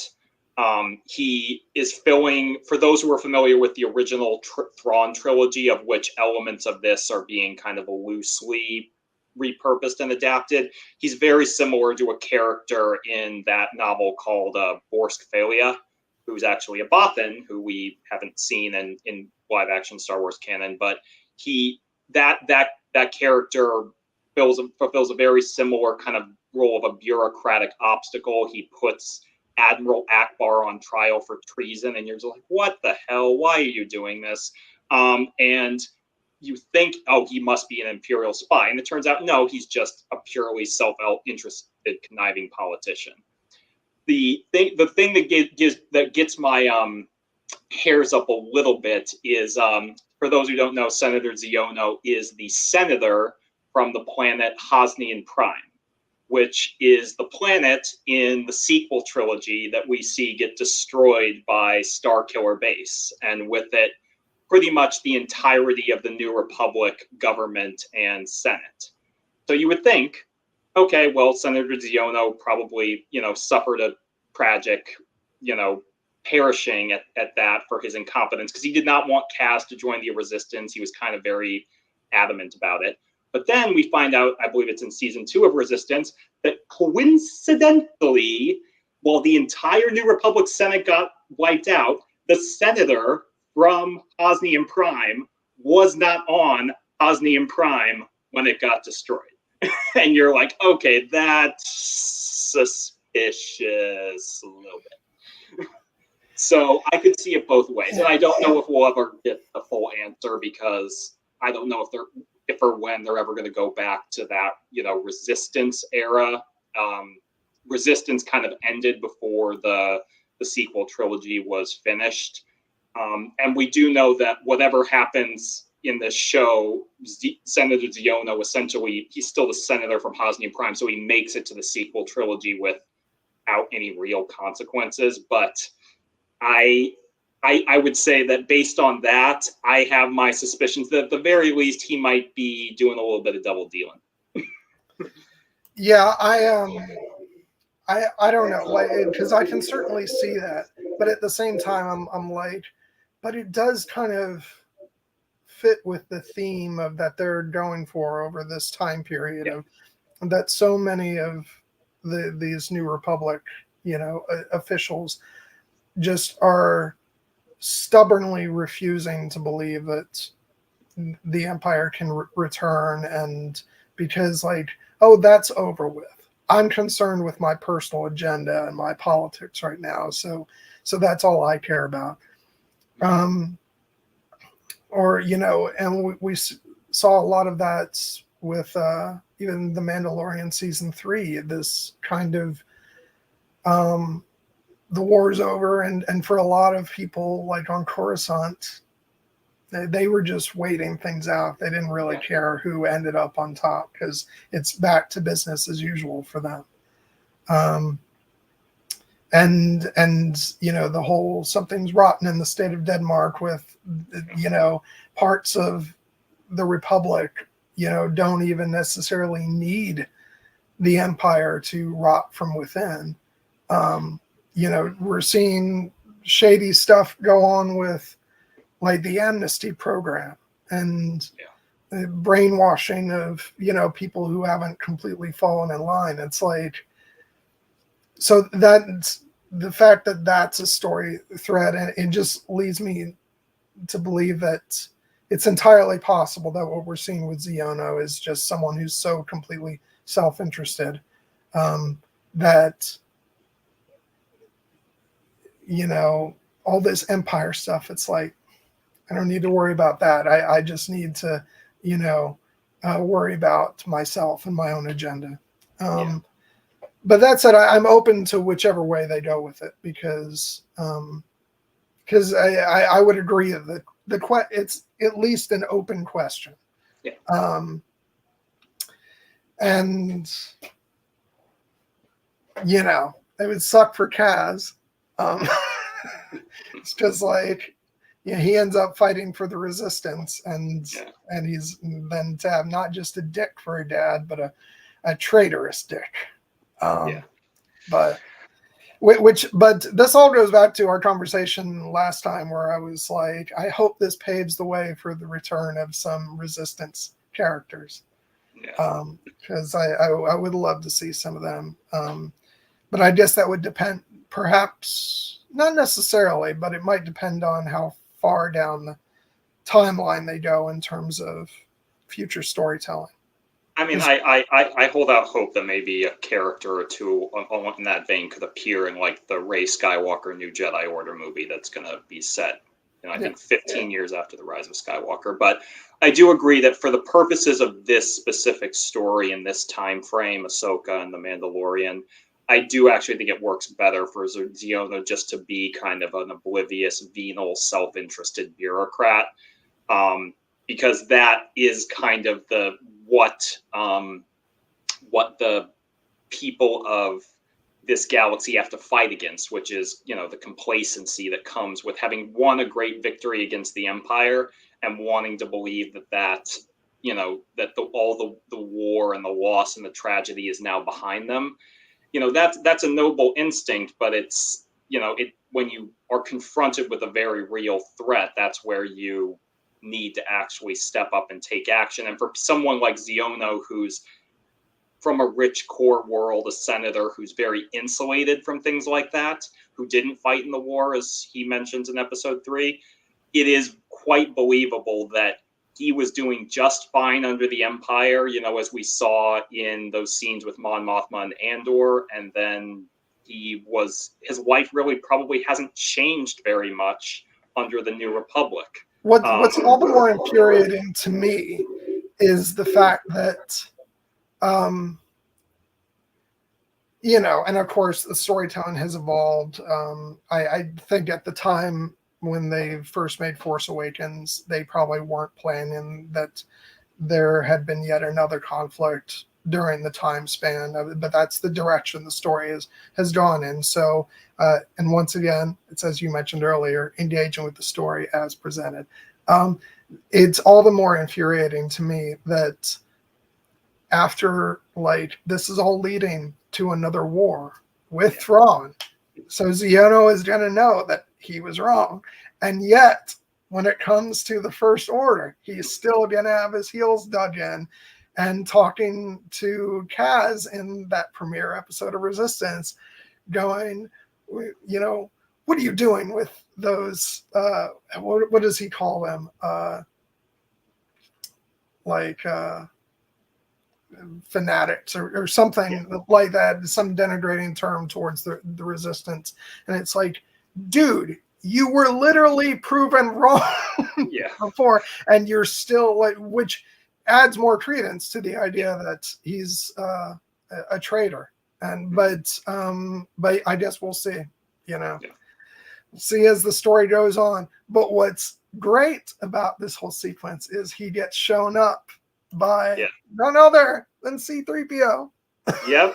I was so happy because Anthony Daniels, I will always be happy to see Anthony Daniels as C-3PO back in Star Wars. He is the only actor who has appeared in all 11 live action movies. 10 of them as C-3PO in Solo, as I believe one of the prisoners that was escaping from Kessel during that sequence. And then he's also been in Obi-Wan Kenobi. He has been in the Clone Wars. He has been in Rebels. And here he is now in Ahsoka. And the way that they, and it would just be nice to see him, a little bit of it's 3PO. But the way that they use him is so perfect because he is effectively our stand-in for Leia in this scene. Which is just beautiful because, and I wouldn't have. We've had this conversation extensively in the Force Center Discord, but I was glad that they didn't try to do any trickery with Carrie Fisher, and which I don't think they would have done because I think they've made it kind of clear that, at least for the time being, that's not a road they're going to go down, because it's different with Mark Hamill because he's alive and he's involved in the process, but I don't think they would try to do CGI deepfake stuff with Carrie Fisher. No.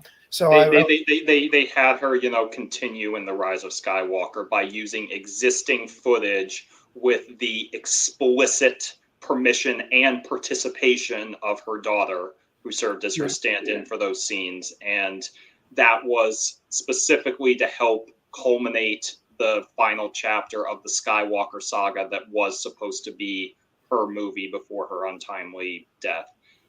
But that's, in my view, a different thing than doing a fully like de-aged, deep fake performance for a role that is not where it's not strictly necessary for her to be there, like something like this. So I'm glad that they went about it the way they did. And if it ever comes to it in the movie, which is another thing that we've talked about, if they do need to feel like Leia needs to be in the movie along with Luke and Han, because they did play a huge role in the original Legends Thrawn trilogy, it is my hope that they will bite the bullet and recast.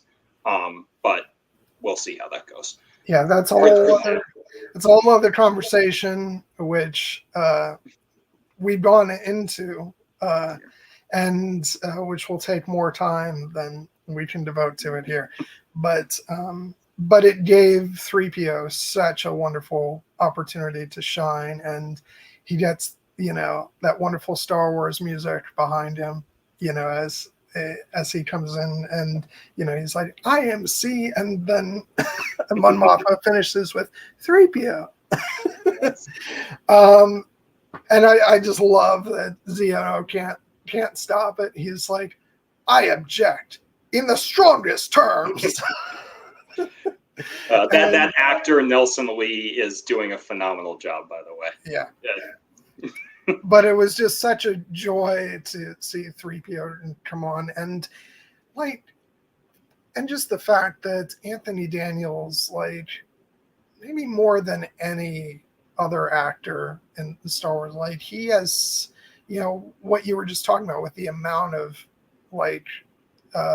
movies and shows that he's been in, like, he is like the Star Wars ambassador, so it just feels so special to have him on screen, and not just for some 3PO's in the background.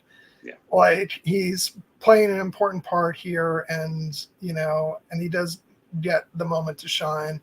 And of course, I also love when Zeno is like, we can't possibly, accept the evidence of this nature from a mere droid, and then Chopper starts getting pissed off. And I love that we've got, what's the character's name? Our favorite pilot. Carson Teva. Carson Teva, he's there with Chopper, and I love that he just comes up and starts like chatting away with 3PO. It's like Carson Teva knows everybody.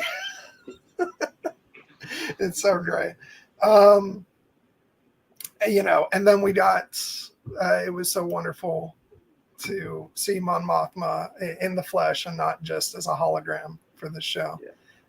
And what I loved about it was, something that, you've talked about before, and I think I brought it up on one of the last couple streams, is that, her presence in this show really does kind of cement that this is a large Star Wars buffet, full of different flavors, but it is all interconnected. And you can't see her here in this show without thinking most especially of her, her role in Andor.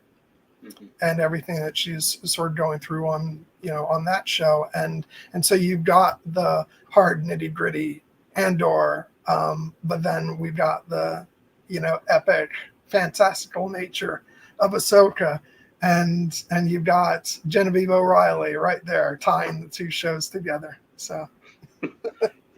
Yep, and it feels totally natural that she would be the one who, bridges these shows.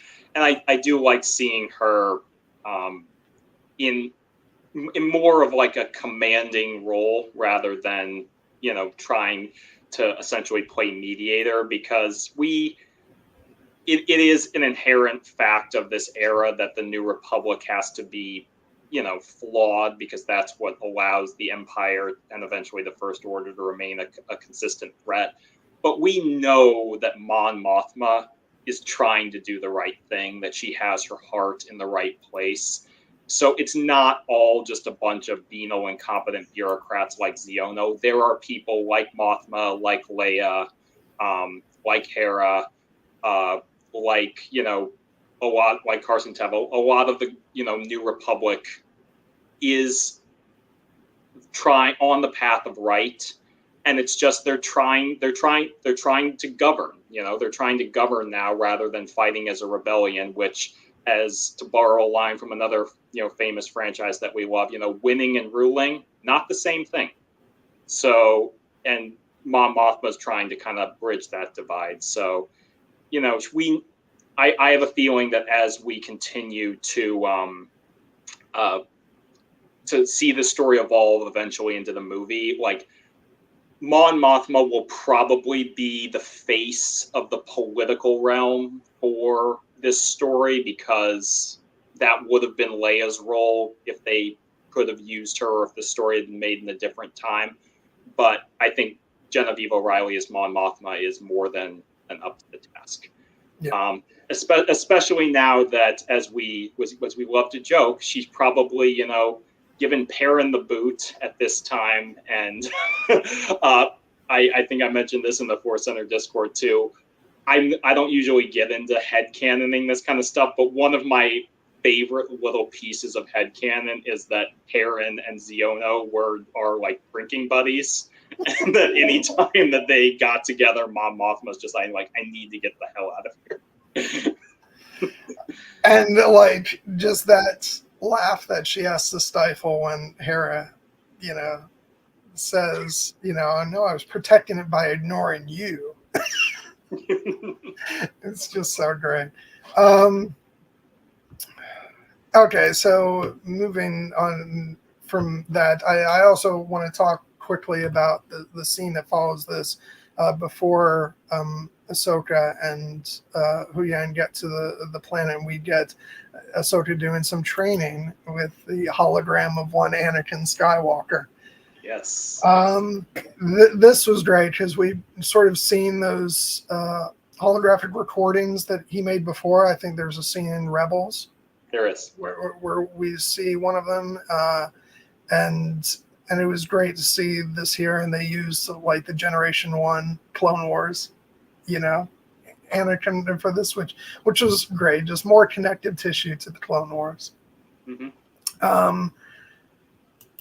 And I just loved it. And I love her reaction to it, where, Huyang comes in, and she's talking about the fact that he made those recordings, and she just breathes in and goes, he was a good master. I think we talked about the fact that they didn't explicitly like have a full conversation about, Anakin having turned to Vader and all that stuff. But at the same time, though, I feel like there was some resolution for her, the fact that she's got to see Anakin and sort of the realization that, and by this time she's already, even though, we only got a little of it, she's met Luke. So she has like the other side of that story that, probably that Anakin did redeem himself.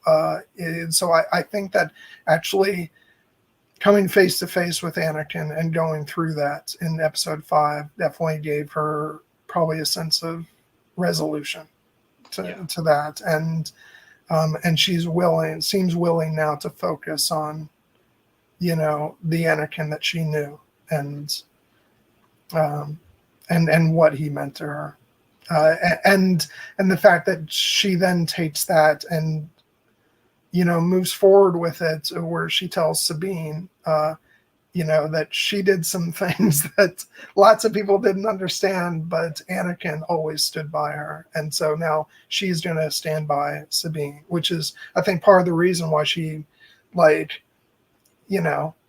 think before that encounter with Anakin, she would have had many words about Sabine's decision in episode 4. But I think she's made the decision now that she's going to stand by Sabine and offer her support, even in the face of, things that might have been a mistake, but she still understands them. Yeah. I personally found the way that they used Anakin throughout this show to be so elegant and so powerful without going, too overboard into just, having the full sit down conversation of rehashing events that we know happened between them, which I would have loved to see. If there's a deleted scene of that, by all means, I'll watch it. But storytelling like this, live action, fast paced storytelling often needs to find a more efficient and emotionally economical way to portray something like that.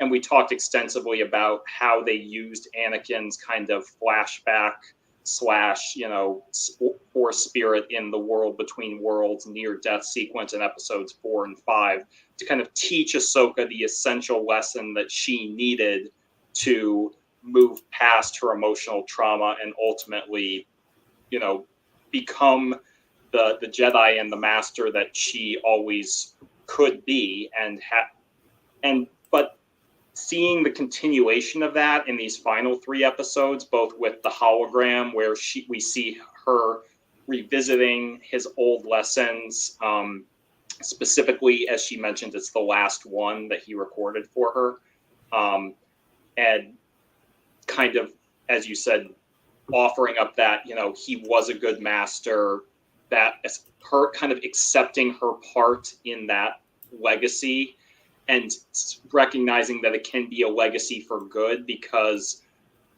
the best of Anakin is what we see often in Ahsoka, his kindness, his bravery, his passion, his devotion to his friends.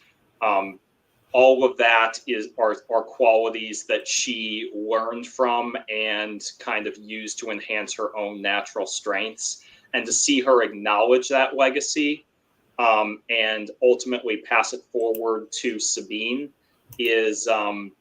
was one of the things I found most emotionally powerful in these final 3 episodes. That conversation you alluded to where she mentions that Anakin always stood by her no matter what, something that we as animation fans saw in the Clone Wars when Ahsoka was falsely accused by the Jedi Council and the Republic, and the one person who believed her and stood by her and fought for her and ultimately vindicated her was Anakin.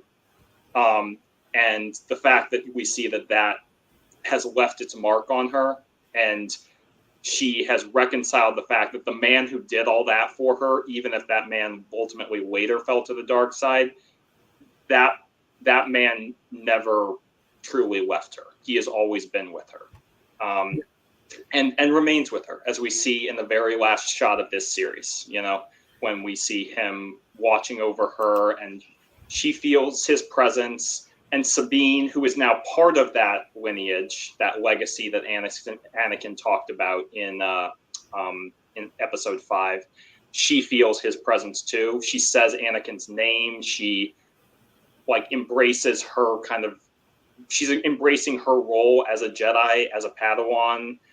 And I just found that to be a note perfect kind of way for the series and for the emotional journey of specifically Ahsoka Tano to conclude for this show.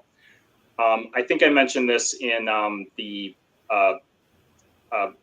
think it was in the immediate aftermath, but what this show ultimately did was it justified for me why this show, of specifically the journey of Ahsoka the Grey to Ahsoka the White, needed to be shown on screen and not just have Ahsoka the White show up fully formed at the end of Rebels, because this is the kind of payoff that makes our investments in the characters and the relationship between Ahsoka and Anakin, and Ahsoka and her own Padawan, and Ahsoka and her place in the galaxy feel like it has reached its rightful emotional zenith.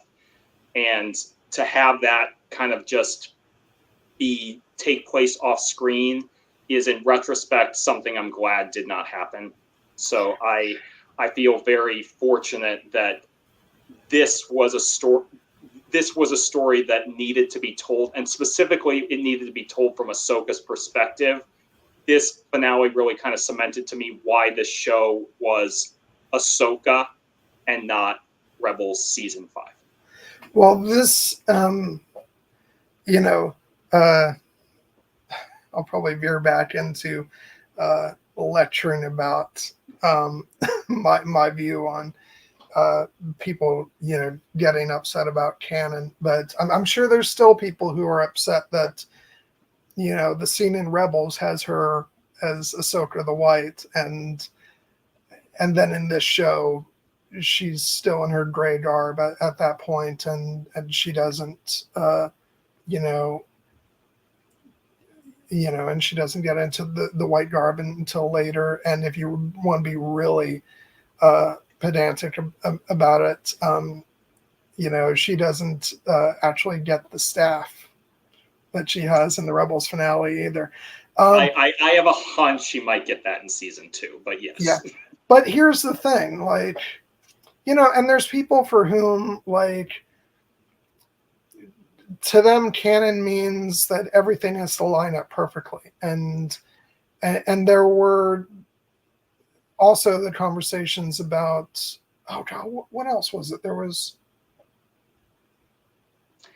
now I can't remember. People were getting.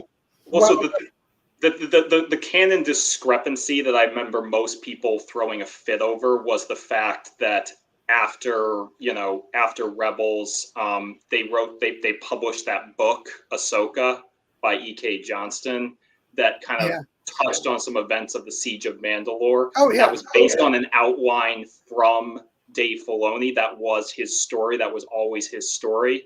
And then when he got the opportunity to go back and tell that story, he kind of overwrote some elements of that novel. But I kind of feel like that was always the story as it was meant to be.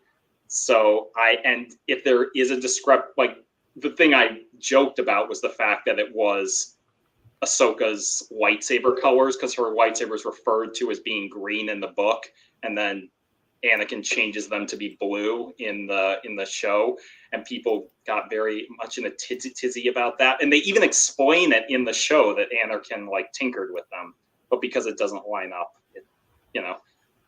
I get it when people want to look at this as real life history, because that's the way I like to approach it. I like to approach these stories as if, when a character makes a decision, I'm like, why did the character make that choice? Not why did the writers make them do that? But I also recognize that these are written stories and that not everything's going to line up perfectly. And as much as people want to buy into the idea that the books and everything are going to have the same import as the movies, and the animated and live action storytellers are going to tailor their stories to exactly match the books, it's just not realistic.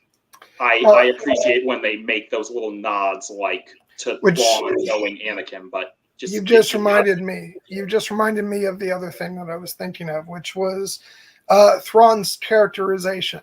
Yes. We can go down the rabbit hole with that. It's obviously there's a lot more complexity to what Thrawn's aim or end game is with the Chiss ascendancy and all that stuff, which, by the way, it's man, you think people felt like they were playing catch up with the stuff they put in the show now. If you threw in the Chiss ascendancy as part of Thrawn's motivation into this, I mean, I would have been lost, to say nothing of of the people who are just meeting Thrawn for the first time. And this is the thing, and this is my thing with canon. It's storytelling is a fluid thing. Yeah. And who knows? Maybe at some point down the line in live action, Thrawn's, deeper motivations might be explored. And if they're not, they're not. But his characterization in this show is perfectly in line with what we saw in Rebels. Yes, which is and also Filoni's uh, uh, show, and and he's going to tell the story he's going to tell, and whether you like it or not, all that stuff with Thrawn that does exist in the books. That is Timothy Zahn's writing of the character, which is perfectly valid, but this is the trap that people fall into and Lucasfilm did kind of bring it on themselves when they said they were going to have everything line up perfectly. It's like that was never realistic because, like I said, storytelling evolves. One of the first canon books to come out was that book Tarkin, which has no mention whatsoever of the character of who's the guy in Rogue One? Krennic. Krennic. But in the book Tarkin, it's like Tarkin's like running the show, which you could kind of see his ego would say that about himself, but we're in his thoughts, and he never once thinks about like Krennic's involvement in the program. It's like, no, the reason why Krennic's not a part of that book is because Krennic hadn't been invented yet. Yeah. And that's the thing. Storytelling is fluid. Things change. If you don't like that, that's fine. But Filoni should not be nailed to the floor with like, because this was written in this book or this other thing. He should be allowed to tell the story that he set out to tell. And that story, at least at present, does not involve complicating matters by getting into the Chiss ascendancy. Yeah, so. And I also feel that part of, not to project my thoughts onto anybody else, but I think that part of the desire for that Chiss ascendancy stuff comes in the fact that Thrawn's motivations in those novels are primarily to protect the Chiss ascendancy from an emerging threat in the unknown regions called the Grist, and he attempts to join the Empire essentially as a way to achieve those goals, and which makes him, as the way he's portrayed in those books, more of a complicated anti-hero.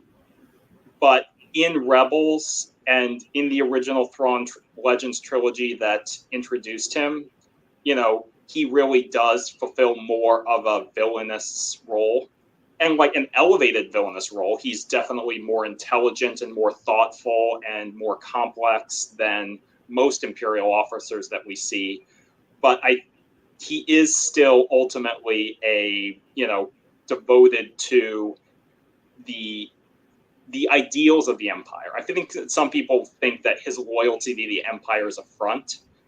But ultimately, whatever his motivations, his goal is to establish a strong, centralized, militarized government that is capable of defeating whatever threats he perceives. And to that end, he is willing to destroy democracy and freedom. And that makes him a villain. Yeah. A complicated villain, but one that, needs to be acknowledged that the ends the ends don't always justify the means, and the way he has been portrayed in Rebels, as you said, is ultimately the way I think he's going to be portrayed in live action storytelling, which is even if he is ultimately doing this because he thinks that the New Republic is too weak and feckless to defend the galaxy against these outside threats, his goal ultimately is the restoration of the Empire to that end, and that is something that our heroes will rightly oppose, and that makes him ultimately a villainous character in this story, even if he's not the cackling evil wizard or the dark demonic force of the Emperor or Darth Vader. Yeah. Oh, bye, Cassie. I don't know if you left already. And I'm just doing a clear that I hope at no point during any of this we're making statements like, we're lecturing anybody and saying this is the way you must view this. I expect there's lots of people who disagree with many of the things we've been saying, and you're perfectly free to. Yeah, I think that we're just using this week to vent some of our personal frustrations, just because this is a safe space to do so. And but I hope we're also focusing a lot on just our pure love. Yeah, because this series brought me ultimately so much joy, and that's really what I want my ultimate message and takeaway from the show to be. I feel like I get my hackles up when people try to say that that joy that you're feeling isn't valid or isn't sincere, and that I will push back on. But if it didn't work for you for any number of reasons, that's a totally valid perspective, and I would hope that you would feel comfortable having such a conversation with us should the opportunity ever arise. Yeah. Yeah, just so long as you're not coming in here saying you didn't watch it or that you hate Star Wars. Yeah, that might be a little bit of a deal breaker for a show, for any Star Wars show, but especially this one. Yeah, no. Oh, am I alluding to something? Maybe, I don't know. But okay, so I don't even know where we are now, but well, we were talking about Anakin and Ahsoka's final interactions via the hologram. Yeah, but there is some stuff before that I want to talk about. Let's just take a minute and talk about their sort of arc throughout these episodes. Both Baylan and Shin, which I found kind of took me on a bit of a roller coaster, because I really love their dynamic and relationship with each other, because on the one hand, Baylan seems very interested in sort of trying to teach her how to look at things, and which gives me one impression about sort of what he has planned for her. But then he kind of surprises me in not necessarily great way. It was kind of one of the moments where I was not disappointed in how the character was portrayed, but disappointed in the character, in Baylan himself, when he tells Shin to go off and find her place in the Empire, and that their paths are diverging. And with the expression on her face, you can see that stings. It's a betrayal, especially with, I think, how she perceived, and for us as the audience as well, where she was, the path she was going with him. And I found that a very interesting decision on his part, and calls into question sort of some of the quote unquote wisdom he's imparting onto her, earlier on. But do you think he just perceives that this is not the road that she's, that maybe she's just not prepared to, go seek whatever it is he's going to seek? What did you make of the way their relationship kind of played out? So what I would say is that it feels a little bit unresolved, and frustratingly unresolved in a certain degree, because throughout the first 4 or 5 episodes of the show, their dynamic was such a unique and fascinating one, because while they did seem to be aligned more with the dark side than the light, they were clearly not set. They had a relationship that seemed to be much more like that of a traditional Jedi and their Padawan, where he clearly protected her and valued her and didn't just see her as a tool. and she looked up to him, as a source of knowledge and as, almost a parental kind of figure. But it was clear that they did have different ultimate desires, and it kind of came out in that scene where that excellent scene, one of Ray Stevenson and Ivana Sakno's best in the entire show, where in episode 6, where they're standing on top of the Night Sister fortress, and Baylan is talking about this being a land of dreams and madness and all the stories being true, and Shin kind of hinting at, like, well, isn't this what we've been looking for? Won't it be our alliance with Thrawn that finally brings us into power? Is it our turn? Is this our turn? Yeah. And she completely kind of misses the point of he's like, that kind of power is fleeting. I'm seeking something more. I'm seeking a way to break this eternal cycle of conflict that has dominated the galaxy since time immemorial. And the fact that they have different wants and ultimately different, degrees to which they're willing to go to achieve those ends, it seemed natural that there would be a little bit of a fracture in their relationship. Like when, Baylan, Thrawn tells them to go after Sabine, and Shin kind of looks at Baylan like, you mean you're not actually going to keep your word? And he's like, oh, I guess not.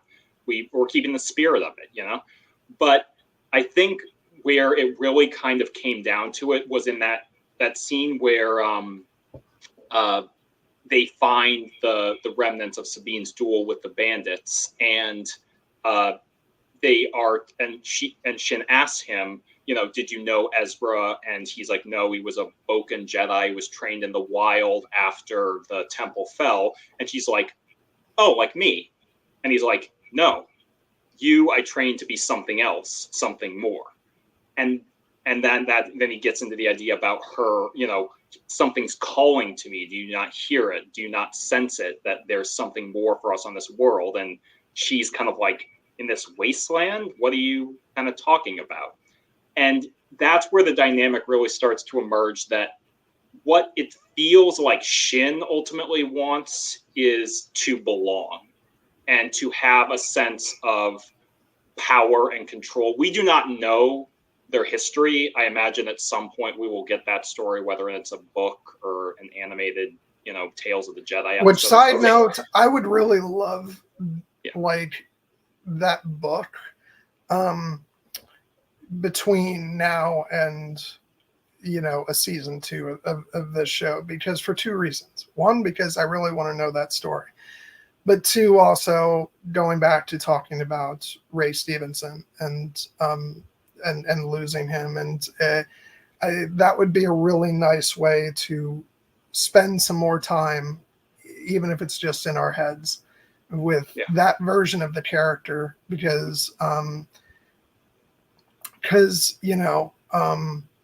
I don't know for sure that this character will continue on more than even another season of this show. Maybe it's an arc that resolves, like, something happens to that character then. But my impression with this character was that it was the start of something bigger. So theorizing that if they cast another actor and that actor gets, a lot more time to embody this character, over another season of this show and maybe beyond that, it would be really nice before that happens to get to like read a book and spend some more time with this version of the character,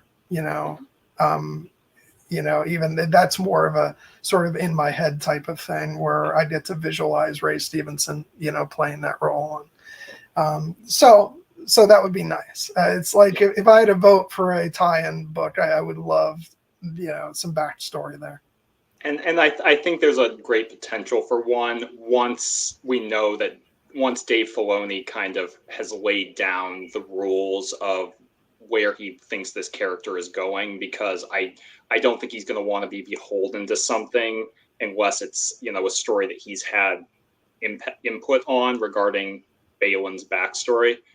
But for now, my kind of headcanon is that for the relationship with Shin, I suspect that at some point when he was wandering after he had left the Order in the aftermath of Order 66, he probably found Shin. She was probably not in the greatest place, whether or not she was an orphan or in some kind of danger, and he kind of took her under his wing and lifted her up. But she kind of seems to have a worldview of the, like, in order to have power, you have to take power, and you have to, establish yourself as, on somewhere on the ladder, as as Peter Baelish would say. And he senses that in her. So there was always going to be conflict between them in terms of, like, if him seeking out this grander mythological destiny in the realm of the Mortis gods or wherever he's headed. And she could tell that she's not about that. And I was wondering if that was going to lead to an actual fracture in their relationship, where Baylan would have either the opportunity to go off, on his own mission, or to, like, save her from danger, and he would choose to leave, and she would, feel betrayed, and then maybe wind up with our heroes. But they kind of did a version of that, but what effectively they did was that Baylan kind of made that break almost prematurely. He's like, I can see that we're not going to be on the same path here. It was kind of like a dark version of that scene in A New Hope, where Obi-Wan tells Luke, like, your destiny lies along a different path than mine. And he effectively tells her, like, go seek out what it is that you want, because I can see it's not what I want. And she does it, but you can tell she's a little bit surprised. She didn't necessarily want to leave him. She just didn't necessarily want or know what he was seeking. So it kind of felt a little bit like a sudden, like, breaking of the relationship. And the way that they leave Shin in the finale, if I'm being perfectly honest, if there was one character that I thought really didn't get that well served by the finale, it was Shin.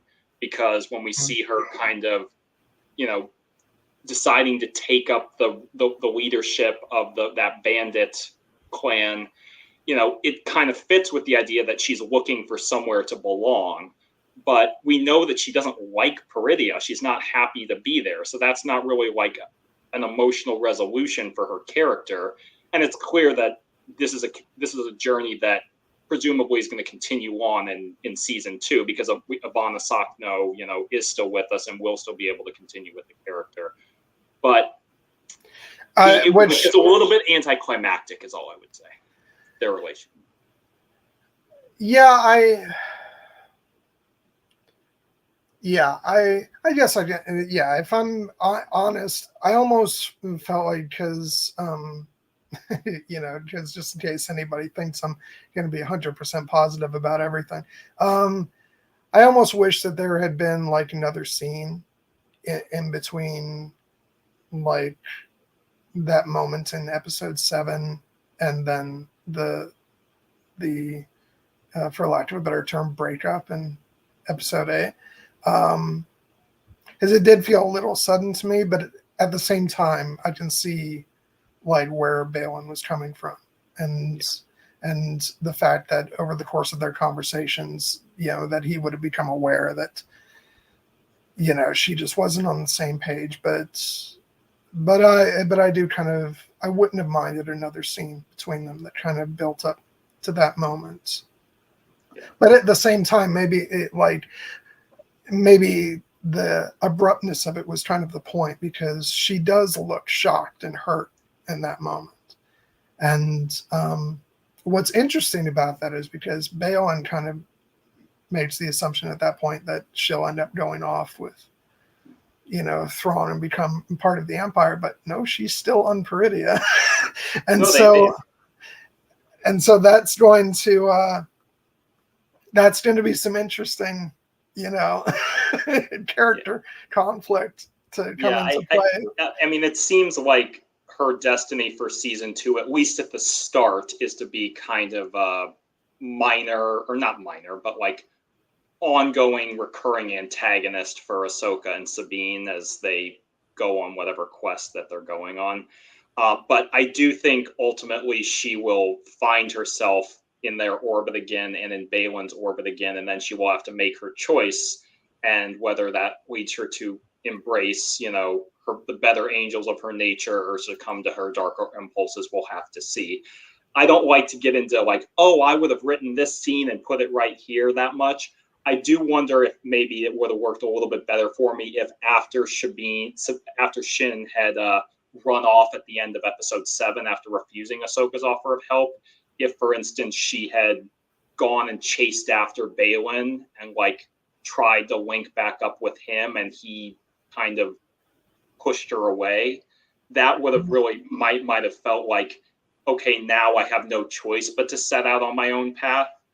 But I think they got the point across regardless. It just doesn't feel like, when Ahsoka says at the end, Ezra's where he needs to be and so are we. It feels like Ezra is where he wanted to be and needs to be. Ahsoka and Sabine, they might not be where they want to be, but they recognize that this is where their choices have led them and they're going to make the best of it. Baylan is clearly where he wants to be. Ron made it back to where he wants to be. The one character who's clearly in a place where she doesn't necessarily want to be is Shin. So that might be why her arc feels a little bit unsettled. But in season 2... But I kind of feel like that is almost... that could almost be by design. I really feel sorry for her because it feels like she has, like, it's like any port in a storm. She has nowhere else to turn at that point. I think the reason why she doesn't try to go back to Baylan is because she feels the sting of betrayal. I think she's really caught off guard in that moment when, he sends her off. And so I think that's why I think she's very lost at the end of this season. So it'll be interesting to see where they take her character next season. And I really like Shin. That's what might be why I want her to have like kind of a happier ending or at least get some emotional clarity. There's been a lot of jokes this season about Shin making eyes at Sabine. And I'm not going to tell anybody, who not to ship. And I actually, but I do think that exists more in the realm of wishful thinking amongst those who, but I will say part of it is her eyes. Oh my God, those are like really dynamic eyes. And I will say I saw, what's the actress's name again? Ivana Sockner. Yeah, I saw an interview she gave, and let me be superficial just for a second. Putting like, she's not a great look as the character, but in real life, oh my God, what a stunner! Just gonna say it. I saw her and I was like, okay. No, she is a stunningly beautiful woman, and I don't think there's anything wrong with pointing that out. It's as long as we, acknowledge and we do appreciate there is much more to her character than that. First, I would say first and foremost, like she has such a great performance that, like, I both feel for Shin, but I'm also terrified of her. She is really scary.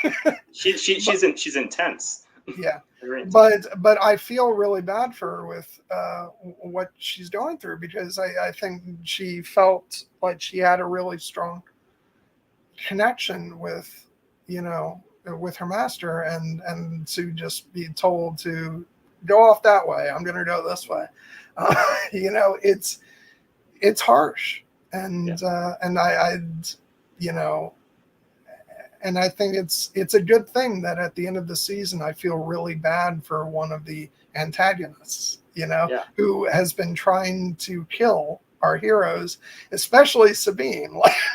There's, and then antagonism between them, and she's tried to kill her repeatedly, but I still felt really bad for her. So. Yeah, no, that intensity and the intensity of her duels with Sabine is, I think, part of the reason why people are shipping them. There was a clip where Ivana Sakno was talking about their first duel, and she's like, she's making, like, you know, publicity speak, but she's like, when Natasha and I locked eyes, we felt like the entire universe was in that moment and things were starting. And I'm like, okay, I can see why the shippers are running with this. Well, also, it's like the people at StarWars.com made the decision to put that specific soundbite out.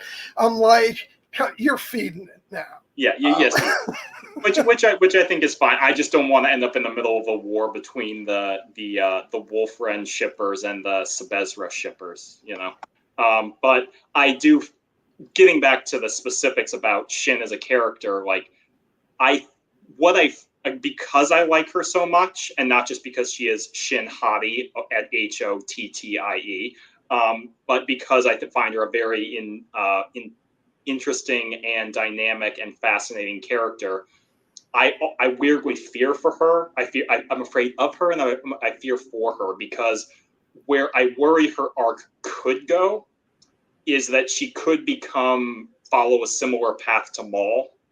You know, somebody who is discarded by their master effectively, and then spends the rest of their life trying to cling on to fragments of power, and ultimately never gets that sense of peace until the very end. And I would hope that's not what they're doing for the character, because it worked for Maul, but I feel like Shin could have a different destiny, and I kind of want that for her. I'd like something more in the realm of Asajj Ventress. Yeah, that's a great convention. Just, you know, maybe meeting a better fate. Which I'm making on assumptions, because I just have never I still have not read her book. Dark Disciple. Dark Disciple. I think I keep putting it off because it's like, this is a piece of Clone Wars that I still have, you know, that I haven't experienced yet. Yeah, well, I've seen speculation among fans that, they're heading back to Dathomir. Maybe they could, maybe the Night Sister Great Mothers can wake her up, you know, there. And I'm like, I kind of don't want that. I kind of want her to be left in peace, especially because, as we've seen, they're kind of, you know, the people who are brought back by Night Sister magic are not really the same as they once were. So. Yeah. Okay, so me going through my library of images, which, by the way, I made so many more than I needed. Just to see some major points that we haven't touched on. I just loved, like, all the fight stuff. I love the fighting style that they've gone with for Ahsoka, and this part in particular is great when they first go in there and they take out all those stormtroopers before they realize that they're going to be dealing with undead. But I love that. I love the second showdown between her and Balin. Mm-hmm. It's just everything's so well choreographed. And I will say, like, when I watched the finale the other night, I ended up actually, I didn't watch it the night of. It ended up being, I want to say, the next morning. And I ended up just watching it in my bedroom on my TV in there. So I didn't have, like, my big screen experience in the living room with my surround sound going on. So when I did it today, it was the first time I got to really see the episode like that. And, like, all the fight scenes and the spaceships flying around and everything. It's so much more impactful, you know, like, that's why I say I wish these episodes could be seen, like, in a theater. I know they did episode 5 that way in a very select number of cinemas, They should do wide release of some of this stuff because I would have loved to see the season that way. But it's just so remarkable. There's so much of the show just looked like a big budget movie. It was so amazing. Yeah, the lightsaber fight duels and choreography in this show was top notch, and it was one of those things that I believe Dave Filoni had given an interview before the show premiered, or in that one of those featurettes where he talked about it was really important to them to get the lightsaber choreography right, because he's like, if we don't, the fans are going to know, and you can tell that they worked on it, and every performer, put their heart and soul into it, and they were dynamic and driven by emotion, but they were also just thrilling to watch. That last image that you show, I feel like this is a perfect time for us to give our due to Diana Lee Ionessanto as Morgan Elsbeth. I was bummed that she wasn't going to continue on. I was bummed, but I had a strong feeling going into the finale that if any of our characters were going to meet their end, Morgan was the most likely candidate, because it did feel like, for lack of to put it in somewhat inelegantly, it felt like she had served her purpose.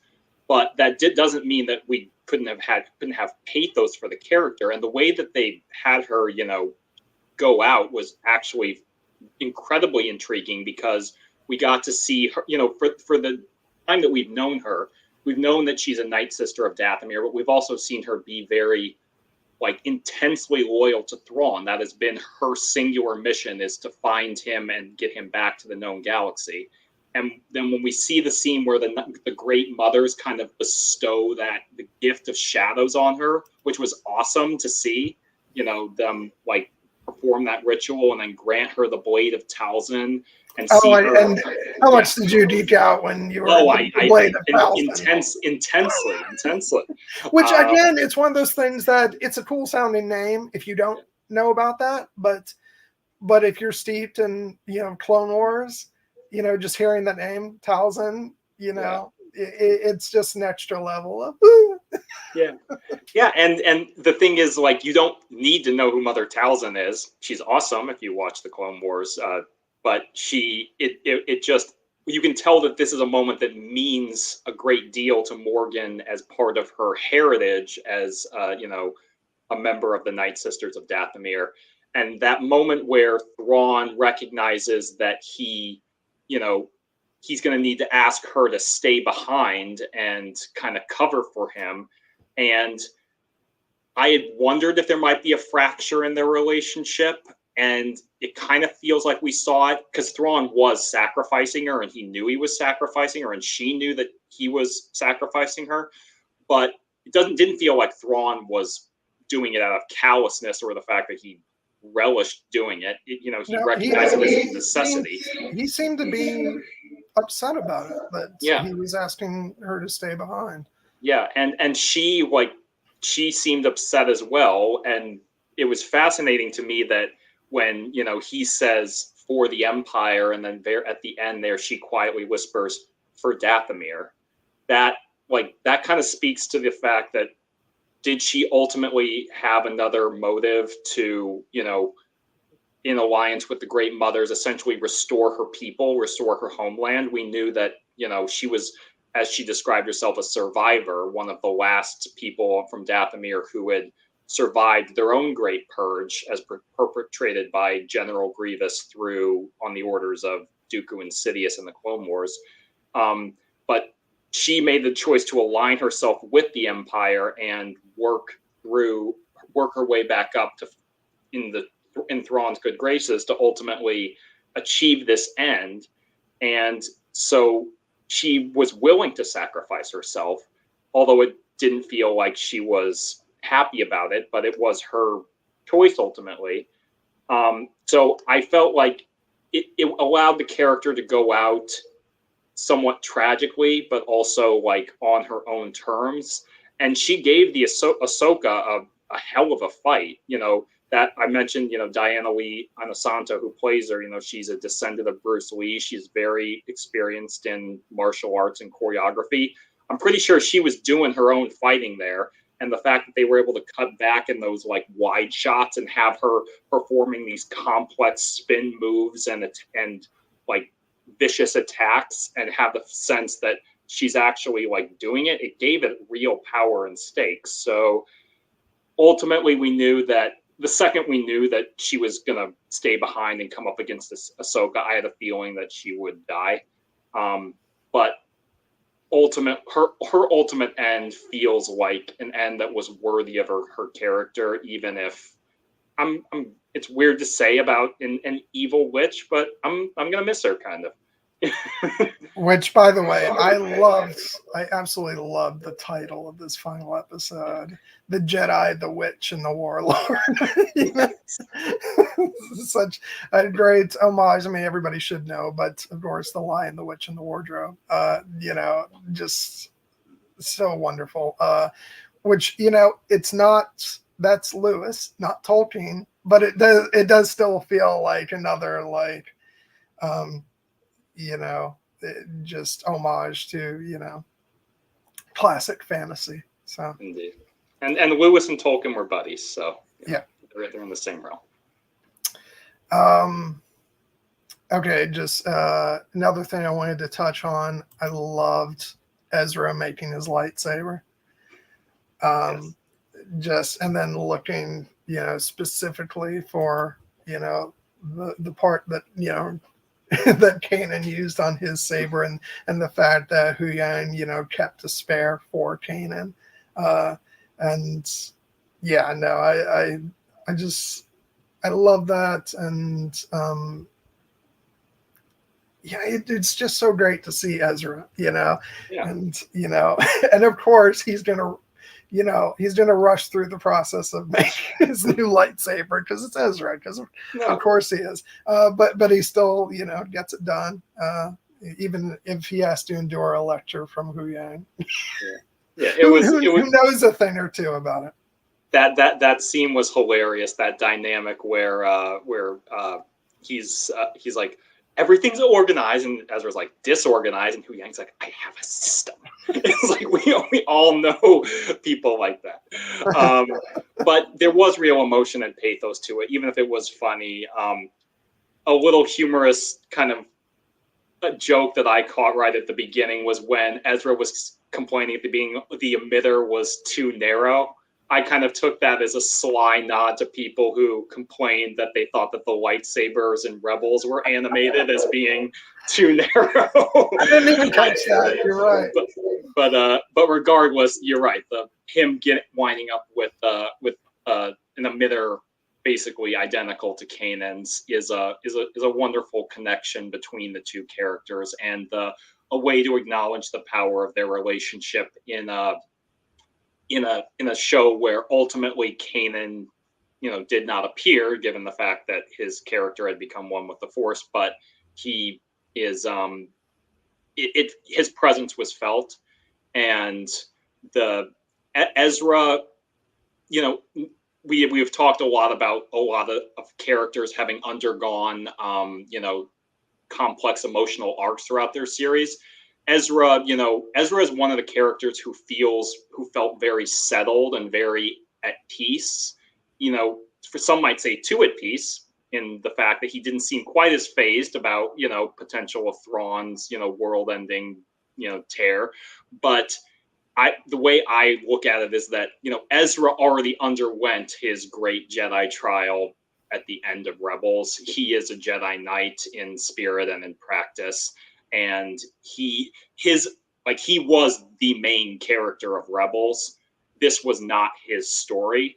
Ultimately, as he returns to the main galaxy, he will continue on and have new stories told about his character. But in this instance, he was a character who knew his place and knew his knew he was at peace, even if he's still Ezra and he's still gonna be a little bit of of a goofball at times, or make some quips, or dress up in stormtrooper armor and walk down the gangplank with an army of New Republic blasters pointed at him just because. Did people have an issue with that? Because it's they did. I don't care.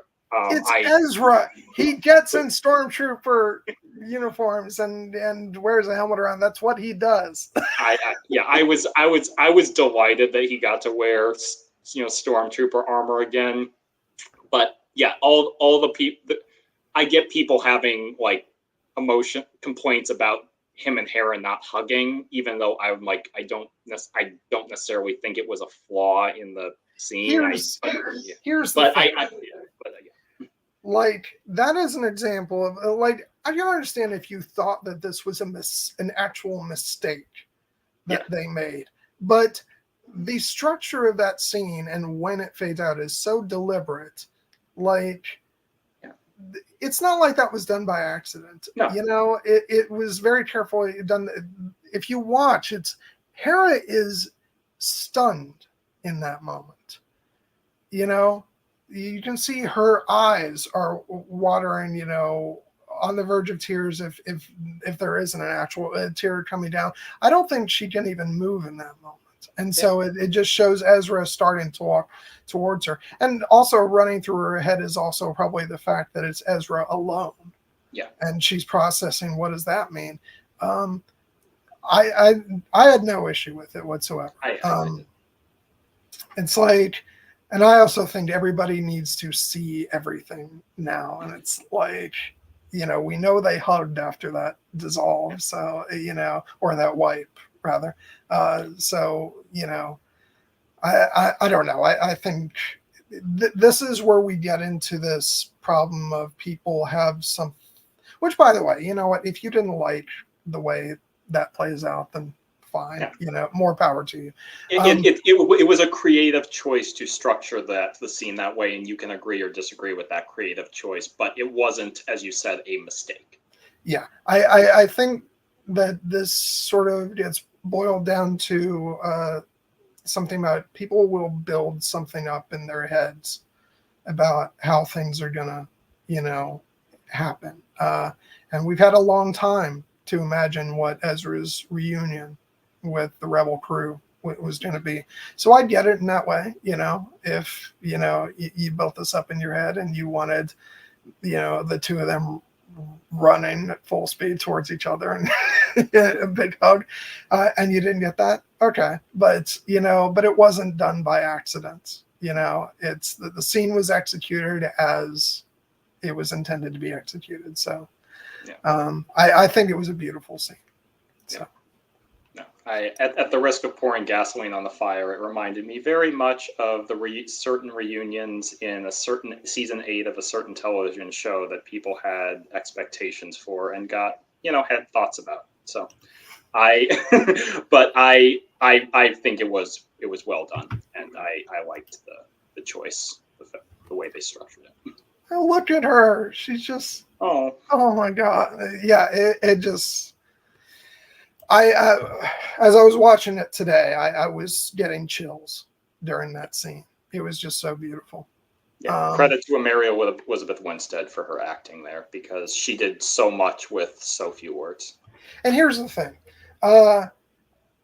you know, and your mileage is going to vary on this, because I know that, you know, her performance as Hera is one of the ones that people kind of said, you know, some people took issue with it.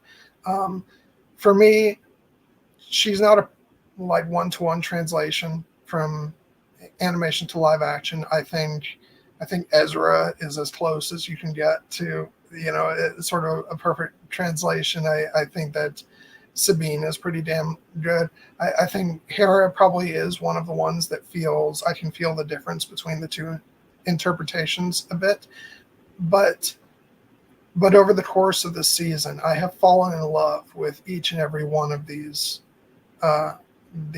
characters in their live action iteration and how these actors play them. So I have, you know, as far as Hera goes, I've got two Heras in my head. I've got Hera of the animated series, and now I have Hera live action, and they are both, they are both the character. They're just different versions of the characters. They both, they both are the character. It's, I think it was one of those things where, I mean, for me, I remember I was very apprehensive about the jump from animation to live action because I knew that this was a given, that there would be a difference in certain elements, namely with the characters. But I'll be damned if this show didn't turn me into a believer, over the course of these episodes, because I love these versions now. So they both exist for me in a way that, one doesn't overwrite the other. I think they're wonderful, beautiful complements. Yeah, I agree, and just very well said on like different interpretations of the same character.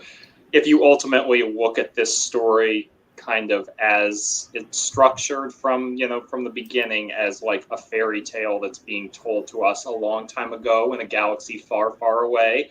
Loved that, connection from Hu Yang. I don't think he's the one literally telling us these stories, but I think it was meant to be a nod there.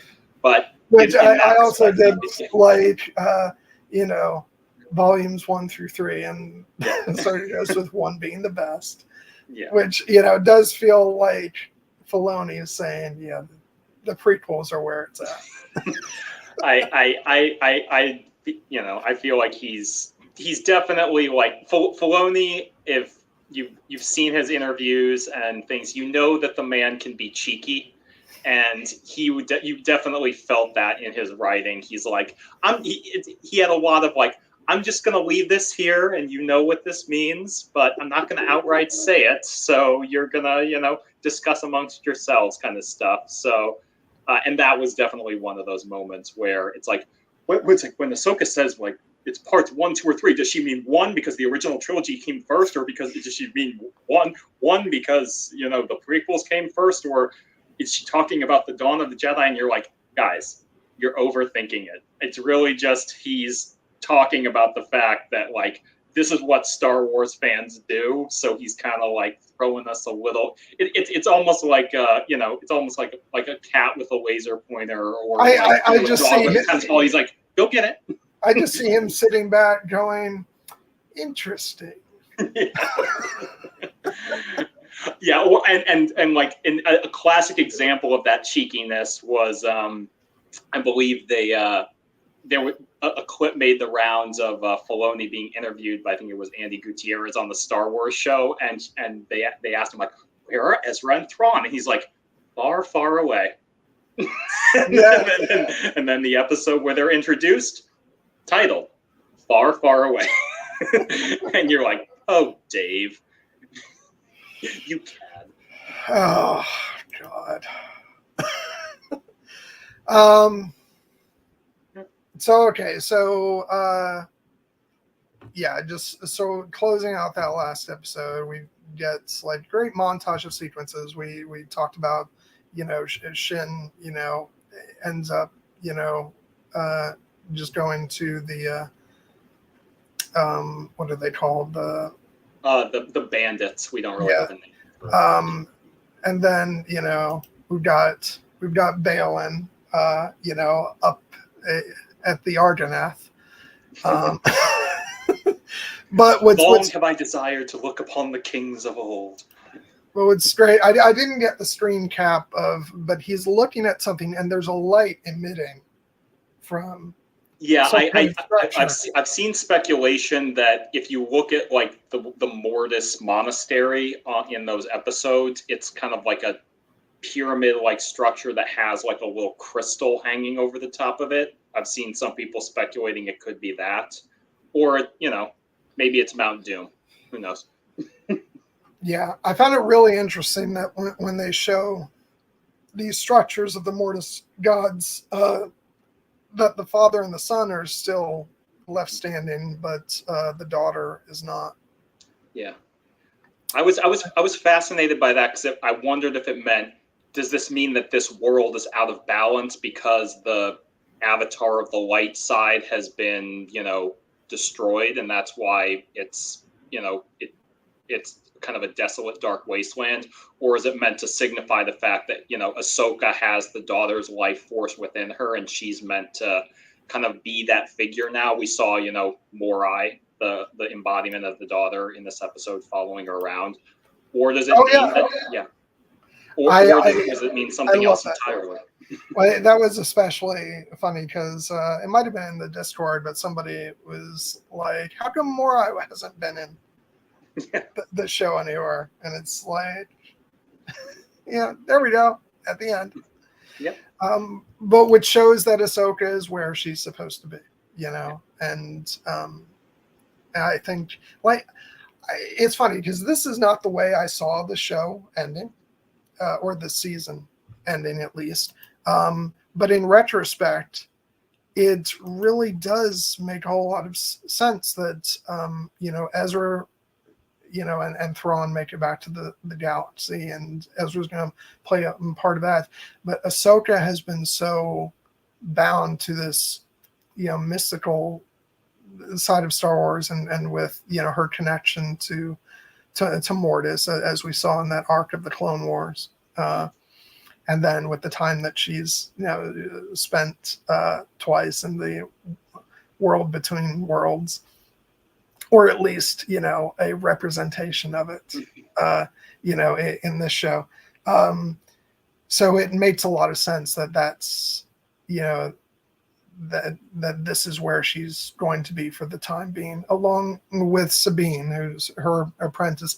And I would it's kicking me that I didn't see sooner that this is the way it was going to end up, but only because we didn't know that Mortis was tied into this planet, which it's just it's making my brain fire in all kinds of different directions. The fact that this is where the Night Sisters are from, but also we've got the Mortis gods, tied in with, and the fact that those things, seem like now they're connected somehow, and the fact that the Night Sisters are referred to, you've got the Great Mothers, and and the fact that you've got the father, the son, the daughter, and then over here with the Witchers you have the Great Mothers. It's just, the implications for all that are just I can't even begin.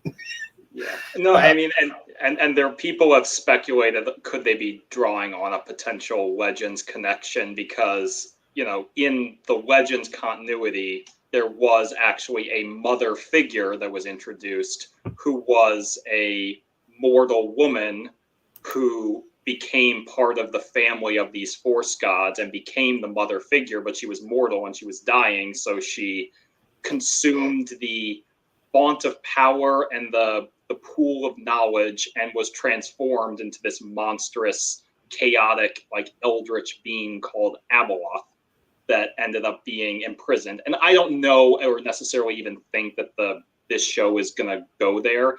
I thought it was a possibility because of the connections of the Night Sisters and the Great Mothers and the mother possibility, but it could just be the Mortis gods. What I do find interesting about it is, as I think I mentioned, I had actually gone back and watched the 3 Mortis episodes from the Clone Wars before we started this stream, just because I wanted to see if there were any clues from that might point to where we're heading, and or connections between the two. And I did notice a couple of things. One is that, when Baylan said in episode 6, I believe, to Shin, he's like what I seek is, all these cycles come to an end. What I seek is the beginning, so they might finally bring this cycle to an end. And I went in the first episode of the Mortis arc, when Anakin asks the daughter, "What is this place?" The way she responds is, she says, "We are the ones who guard the power. We are the middle, the beginning, and the end." And I was like, "Ooh, okay." I said, maybe Filoni's, trying to tell us something here.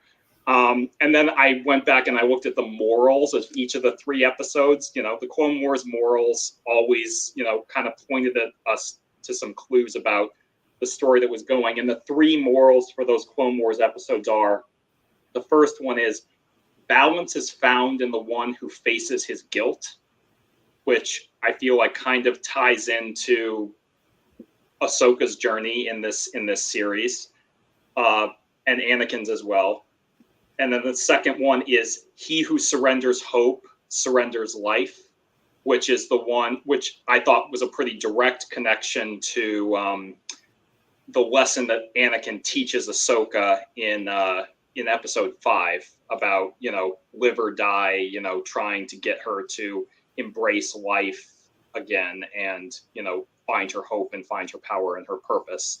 And then the final one almost seems kind of a warning, you know, almost of sorts, to Balin. He who seeks to control fate will never find peace. So I'm like, I don't know if that means anything, but I'm like, I can, you know, if these were episodes that George Lucas was directly involved in and Dave Filoni was right there, and now we're headed back to that realm, I could see that us having some kind of connection there. And that doesn't necessarily mean I think that it's long been a fan speculated theory that Ahsoka's endgame could be that she effectively replaces the daughter in the Mortis realm, and that has led people to speculate, well, maybe that means that Anakin is the new father, and then who would be the son? We don't know. Could it be Balin? But I have a feeling it's not going to be that simple. But I do think that there are connections to those stories. Although I do find it really interesting that, you know, even with him, you know, technically having died and he's now part of the living force, but Anakin is on, like, you know, he's with them on this planet. Yeah. The chosen one and the Mortis gods are there. It's like, part of me, like, can't help but, like, dream about, you know, how, like, you know, what kind of direction could this go? And is Anakin's role just going to be as, you know, the, you know, Force ghost that talks to Ahsoka every now and then, or like it's just too tantalizing to think that, like, the way he was connected to, you know, Mortis and, you know, and because he's the chosen one and all that, does that, like, transcend his death? Or, like, this is where we have to, like, go into what Force Center says with the speculate responsibly. Oh. But you know what? I'm going to let myself fantasize about all this until I have to come back down to earth when we get the follow-up to this. But it's just too fun to not, you know, to not just spin a whole bunch of crazy theories. Yeah. No, and if you're ever going to speculate wildly about something, you know, Mortis is probably the thing to speculate about, because it is one of the craziest things that Star Wars has ever introduced. Crazy in a good way, I might add. And the potential there is infinite. It's one of the things that I want them to kind of be careful with, because I don't want them to get so wrapped up in the cosmic that it loses track of the personal. But I trust that that's not going to happen with Dave Filoni at that.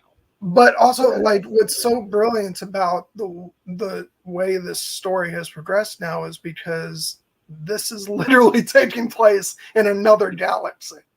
Like, they can pursue this story thread without it, like, directly, you know, being directly connected to the conflict with Thrawn in our, you know, sort of prime galaxy. So they can get all metaphysical over in this corner. So, yeah, I have a and this is me speculating, but I think perhaps a bit more reasonably or responsibly than going off on theories about Mortis and Eldritch gods.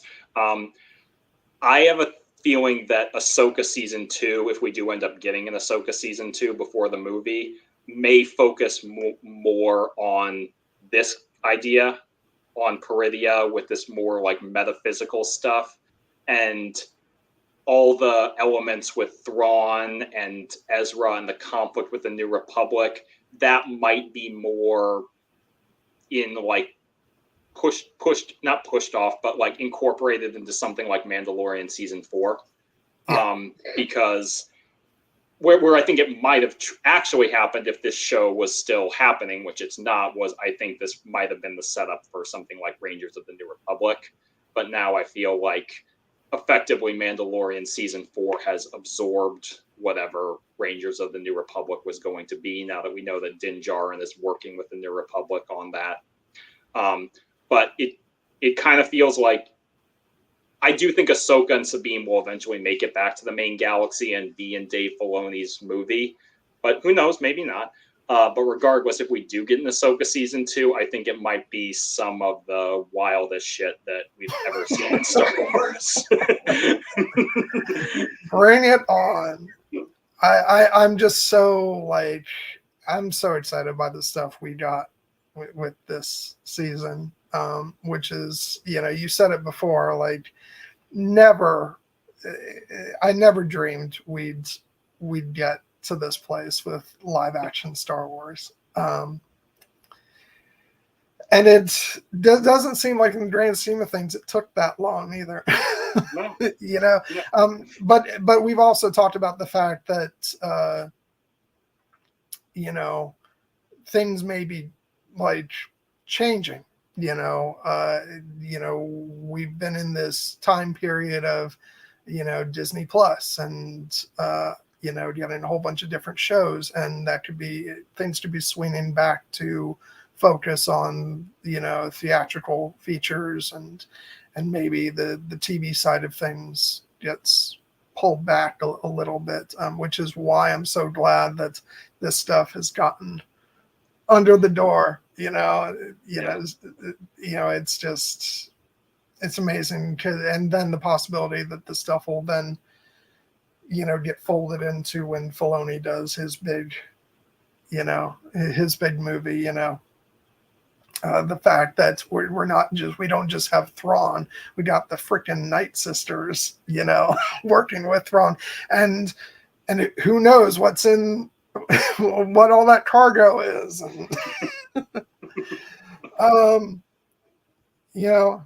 Are we gonna find that a bunch of Dathomir witches are being woken up, or I have a feeling that's what it is. Especially when they mention that Thrawn, quote unquote, woke up the Grave Mothers. That kind of raises the question for me whether or not the witches, because I do think they're essentially bodies that they're bringing back with them, but are they like Great Mothers or Dathomirian witches who are in like stasis and could be woken up and be fully alive, or are they like corpses who are going to be reanimated by night? I hope it's the first one. That's more interesting to me. Yeah. But we'll see. I think we're still a ways off from that. So yeah, I agree. So we will definitely find out. But I love that they headed to Dathomir.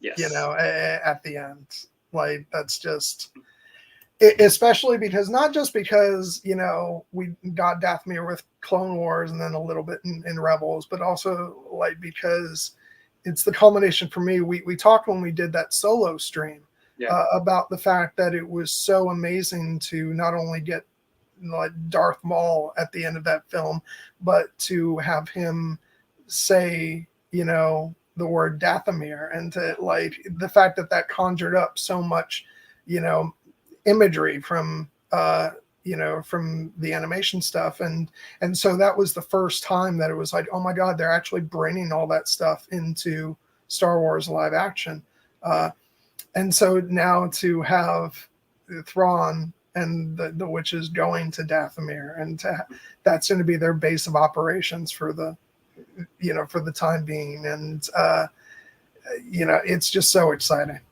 Yeah, it really is. Yeah, and you had alluded to earlier that like it feels like they might start slowing down on on Disney Plus content and trying to shift focus back to the movies, which I do want Star Wars back in the theaters, but I've also been very grateful for the abundance of, storytelling that we've had in the past few years. And as the finale was approaching, I actually saw something which is one of those things that is kind of hard to believe it's a coincidence, but I don't know if they planned it this way, which was the day that this finale was aired was October 3rd, which somehow managed to be the exact same day that the Clone Wars animated series premiered and that Star Wars Rebels premiered. And it specifically, Rebels was the first piece of content in the new Disney area, and so it was October 3rd, 2014. That means that pretty much like everything we've gotten from Rebels on, it's been in a 9-year span. That's less time than, the gap between the original trilogy and the prequel trilogy. It's less time than the gap between Revenge of the Sith and Force Awakens. We've gotten so much storytelling just in the past 9 years, and most of it is thanks to the TV shows and specifically, the animated shows. So I feel very blessed, as our Force Center friends say. It's a great time to be a Star Wars fan, and I have every confidence that that will continue, even if, the industry is obviously changing. Yeah.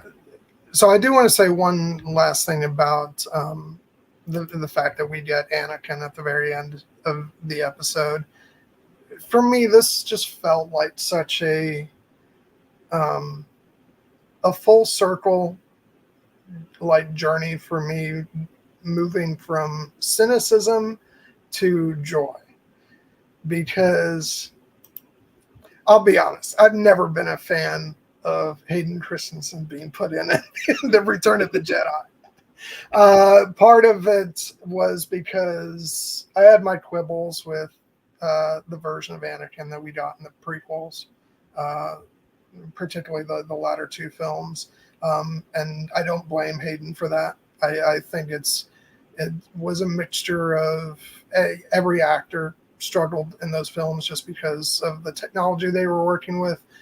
The fact that George, God bless him, not the greatest actors director in the world, but also because of the way the character was written and the time periods in which we got him.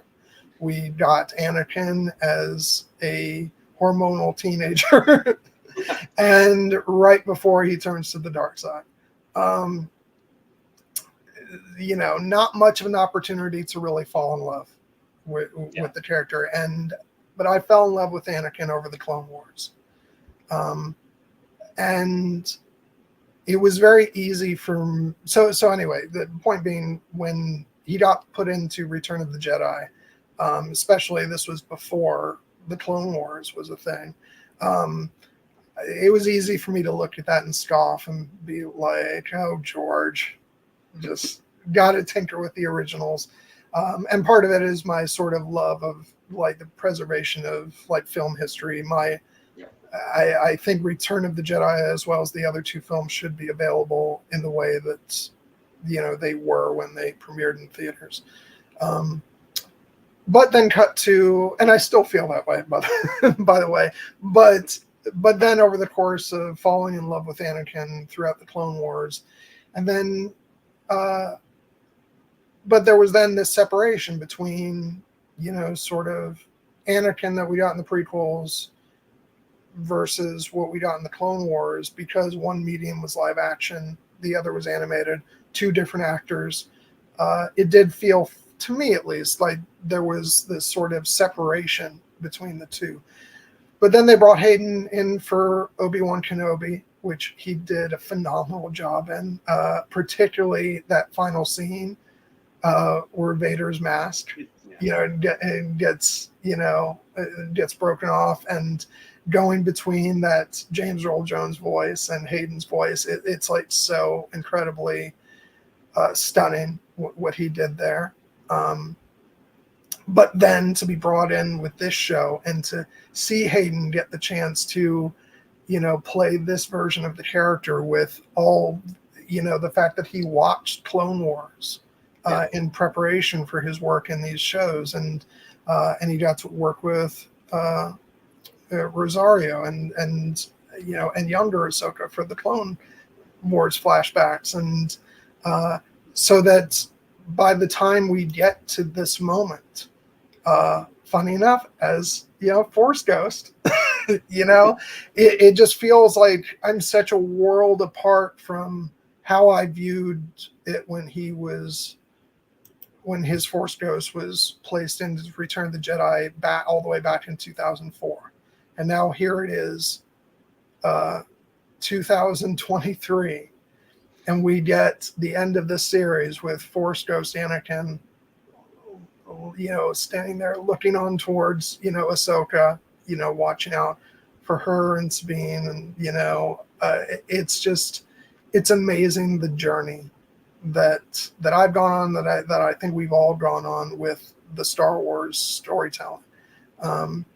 And God love Hayden. He, not that, we both discussed, there was no redemption needed for Hayden. No.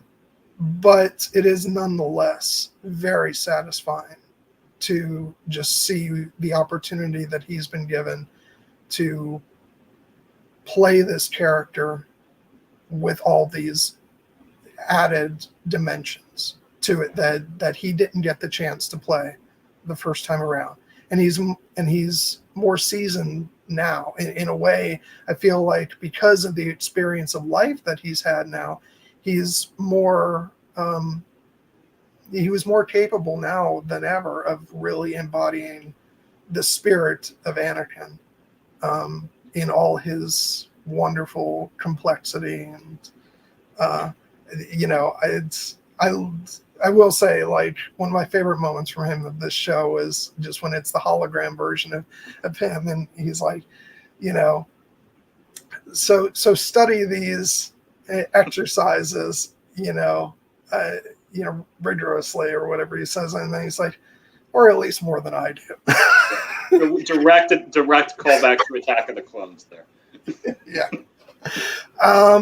And that really just goes to show how much he loves this character, because that right there is pure Clone Wars Anakin. And he could have had like a very proprietary, like, oh no, I'm going to do my version of the character. But it really does feel like he did that, but also incorporated everything else that's, happened with this character over the past nearly 20 years. Yeah. So yeah, just bravo, Hayden. You did a great job, and a great way to end this series with him, looking on, after our main characters. So it was the perfect final shot and emotional beat for this story.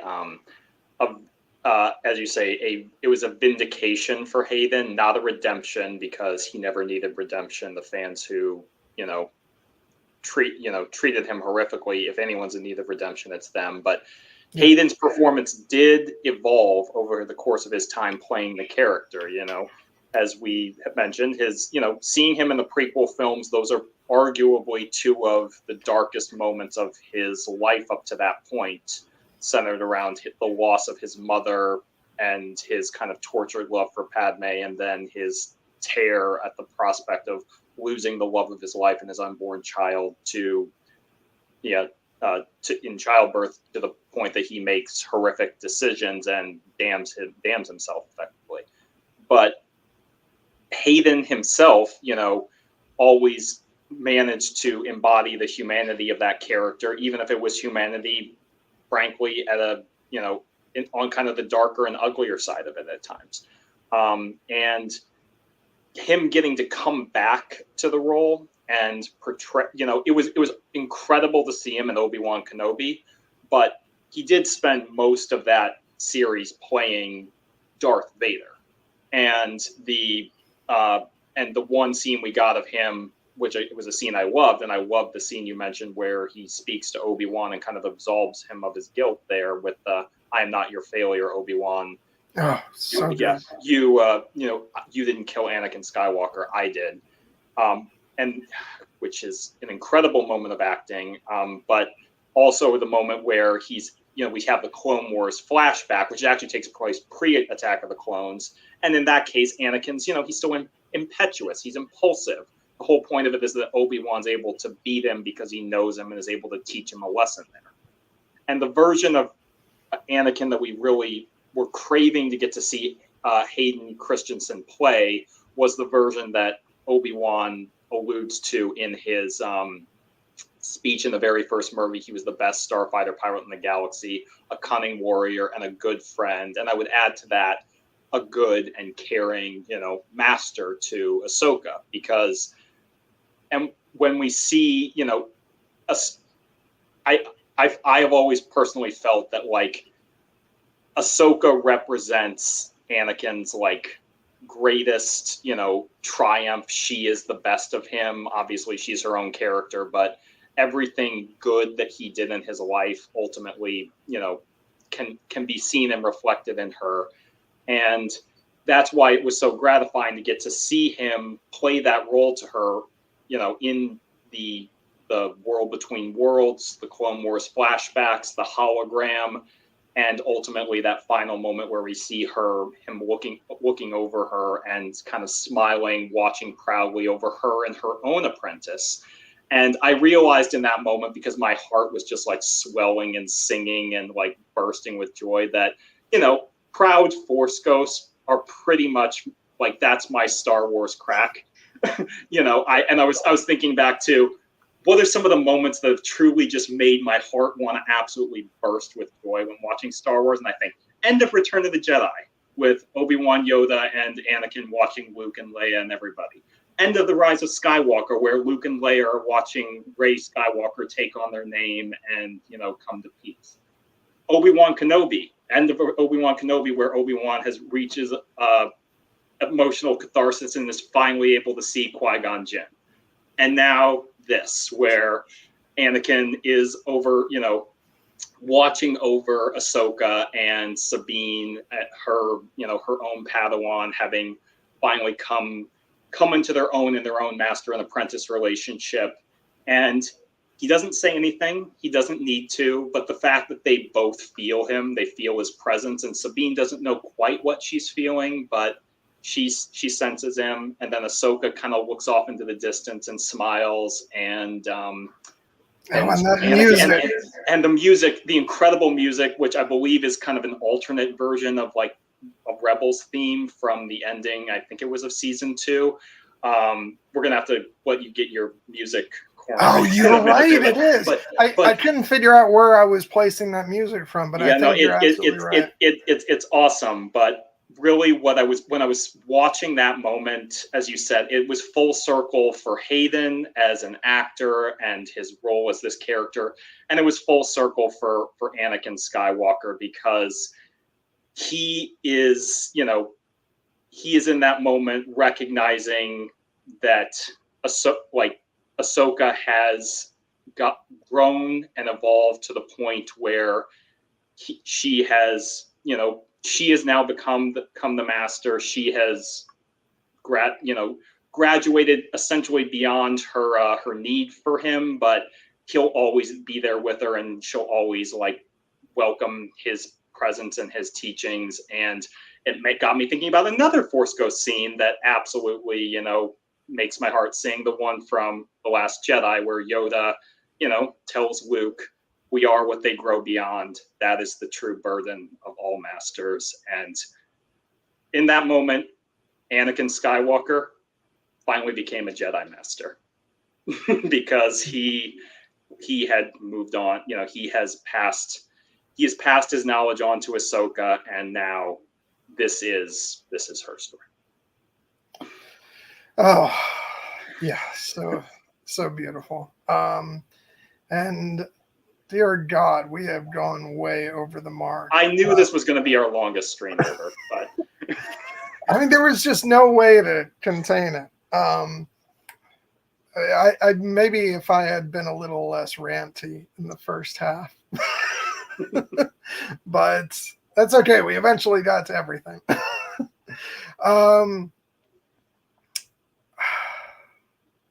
We've kind of done this a bit already, but might as well just close out by being like, You got any theories for for where this goes or what you might want to see? I feel like all my theories lead to madness, or to mortis. In terms of just, I do think that wherever we head with the character of Ahsoka next, it will be to a more spiritual and mystical realm, because it's always felt from the moment that she took on the daughter's life force and has been on this journey of becoming Ahsoka the Grey to Ahsoka the White, that her fate was going to be one of a greater mythological and cosmic significance. And whether or not that's the end of her story or just the culmination of it, I do think that we are going to see her take on that role of essentially a of someone who is at the nexus of the very heart of the Star Wars myth. And I don't know what form that will take. I don't know if that's where we will ultimately leave the character. Dave Filoni has been very ambiguous about Ahsoka's ultimate fate. We do hear her voice among the voices that are calling to Rey in The Rise of Skywalker through the cosmic force. All the other Jedi that we hear in that scene are one with the Force, but we don't know about Ahsoka yet, so that could be her fate, or it could be that she's ascended to a higher plane. I don't know. I'm here for it though. This is, as I said, this is the extremely my shit kind of version of Star Wars that I want to see. But I want to see everything else too. I do want to see what goes on with the New Republic and Thrawn, and that more like kind of the war rather than the lore aspect of it. And if Ahsoka has a part to play in that, I'm down for that as well. But what I love most about the ending of this series, or the season, I should say, even if I was somewhat, unsettled that we haven't, fully reached the narrative, conclusions for all these characters, I'm just thrilled by the possibilities that this show has offered, and the door has been thrown wide open, and whatever comes through it, I hope to embrace it with open arms. Yeah. I've now had to kind of douse my hopes that we're going to see old cranky Rex, because with Ahsoka all off the board, so to speak, and all the way in another galaxy, they won't be teaming up anytime soon. So, but at least we got Rex in the flashback. So. And as long as Tim Morrison is around, I think he's going to be down to play in the Star Wars universe. So whether that's as Boba Fett or whether it's as old grizzled bearded Rex, I have a feeling we'll be seeing his face again. Yeah. Yeah. So split my theories into two categories, and they're not really theories; they're just muses. Yeah, I'm musing about it. Over in the Ahsoka Sabine corner, it'll be interesting to see what their sort of immediate goals are, because they don't necessarily know what Balin's after. So I don't see that they're going to be heading after him right away or anything. But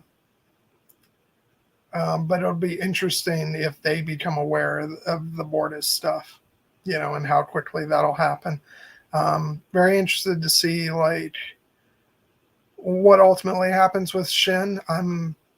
I'm looking forward to a reunion between her and Balin, because I think she's going to have words for him. But I'm interested to see what kind of path her character takes. I hope it becomes more one of sort of complicated, anti-hero more than villain.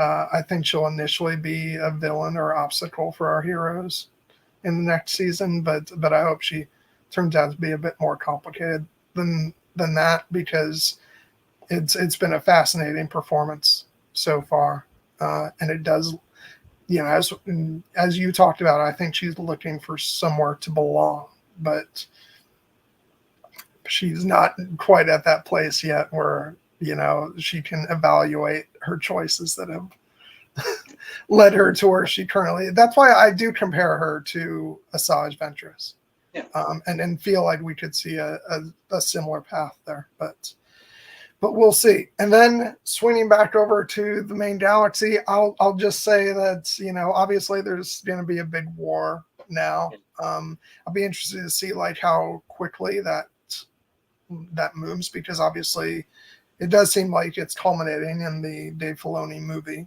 for a big showdown. But are we going to get some skirmishes before that?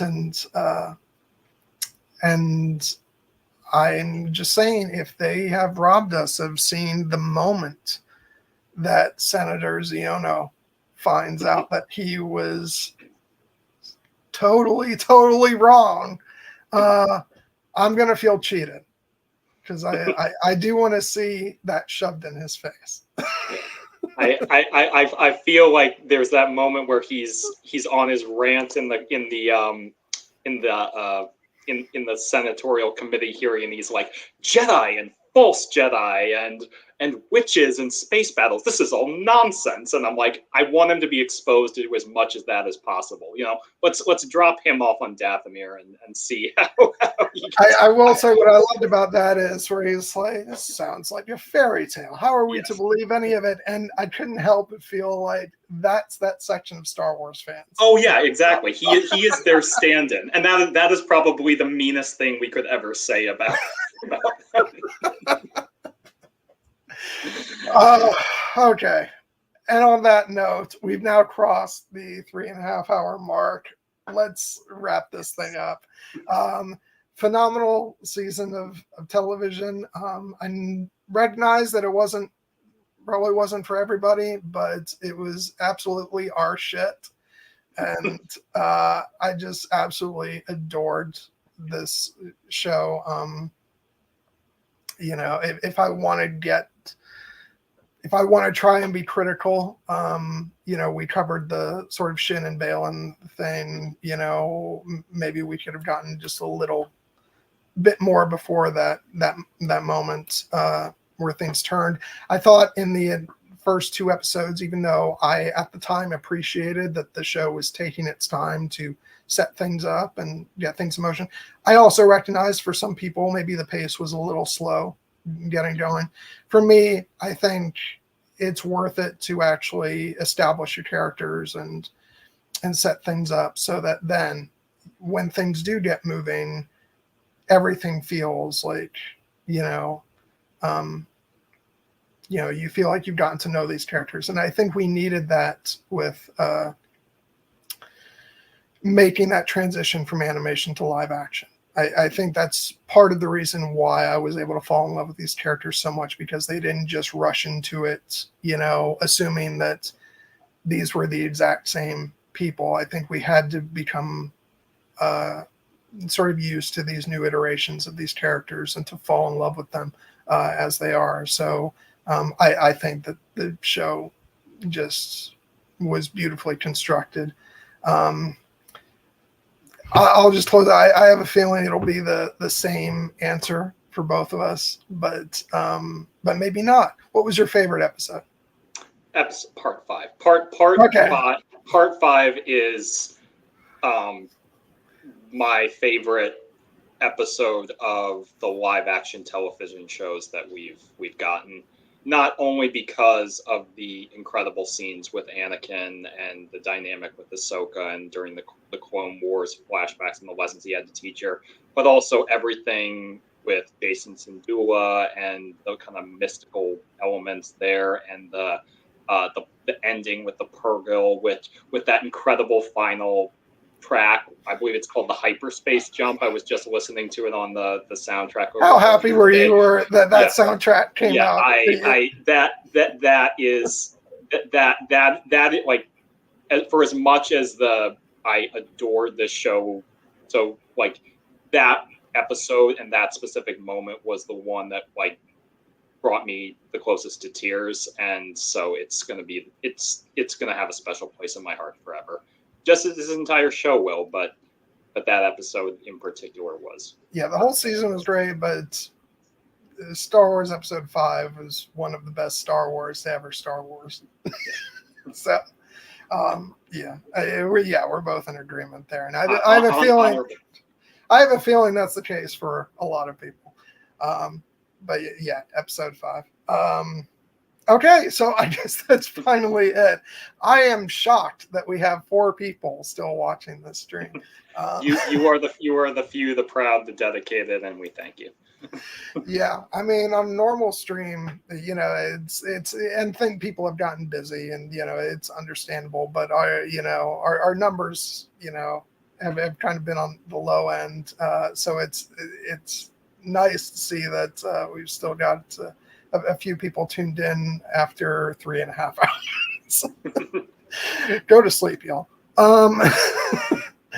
But thank you everyone for watching, and for all of those of you watching later. Again, if you've sat through 3.5 hours, we thank you. I think though we really had a lot that we wanted to talk through on these episodes and the show overall. So thank you, Jared. For a multitude of reasons, you've come on to be my co-host, which I have appreciated so much, and I'm looking forward to continuing this journey with you, but especially to have done these streams in particular with you, covering this series, because I think we were both so looking forward to it, and it was just such a joy to not only get this show, but to go through it in these little chunks with you on these streams. So I thank you, man. Yeah, thank you, John. One of our great shared passions in life is a love for great stories. But the stories are even better if you get to share them with great friends. So I'm very happy that we've managed to find common ground here, and thank you to everyone else who has been on this journey with us. Yeah, and it is ridiculously late, and unfortunately I let it slip my mind earlier, and the 3.5 hours later. But if you're still watching, I do ask you to check out the links in the description. The WGA strike has been resolved, but the SAG strike is still going on. So if you can, please support SAG in their efforts. Think about donating, maybe, because they're still working away trying to get a good deal, and we could not possibly enjoy shows like this without all the incredible actors and and people working on these projects. So please check those links out. And so next week we will be talking about the Northman, and we'll have our good friend Trish coming on to work through that jigsaw puzzle of a movie. It's not really a jigsaw puzzle, more like a fever dream. Yes. Yeah, that's it's going to be great. We're going to have such a fun time navigating through the insanity that is that movie, but I'm going to love it. So yeah, just and again, in the description, our social media links are in there. So please, if you're not, give us a follow. And of course, if you've enjoyed this ridiculously long content and you haven't subscribed to the channel, please do so, because clearly by this point you're a fan. But I hope you guys all have a wonderful night, and we'll be back next week. Until then, may the force be with you. May the force be with you. Bye.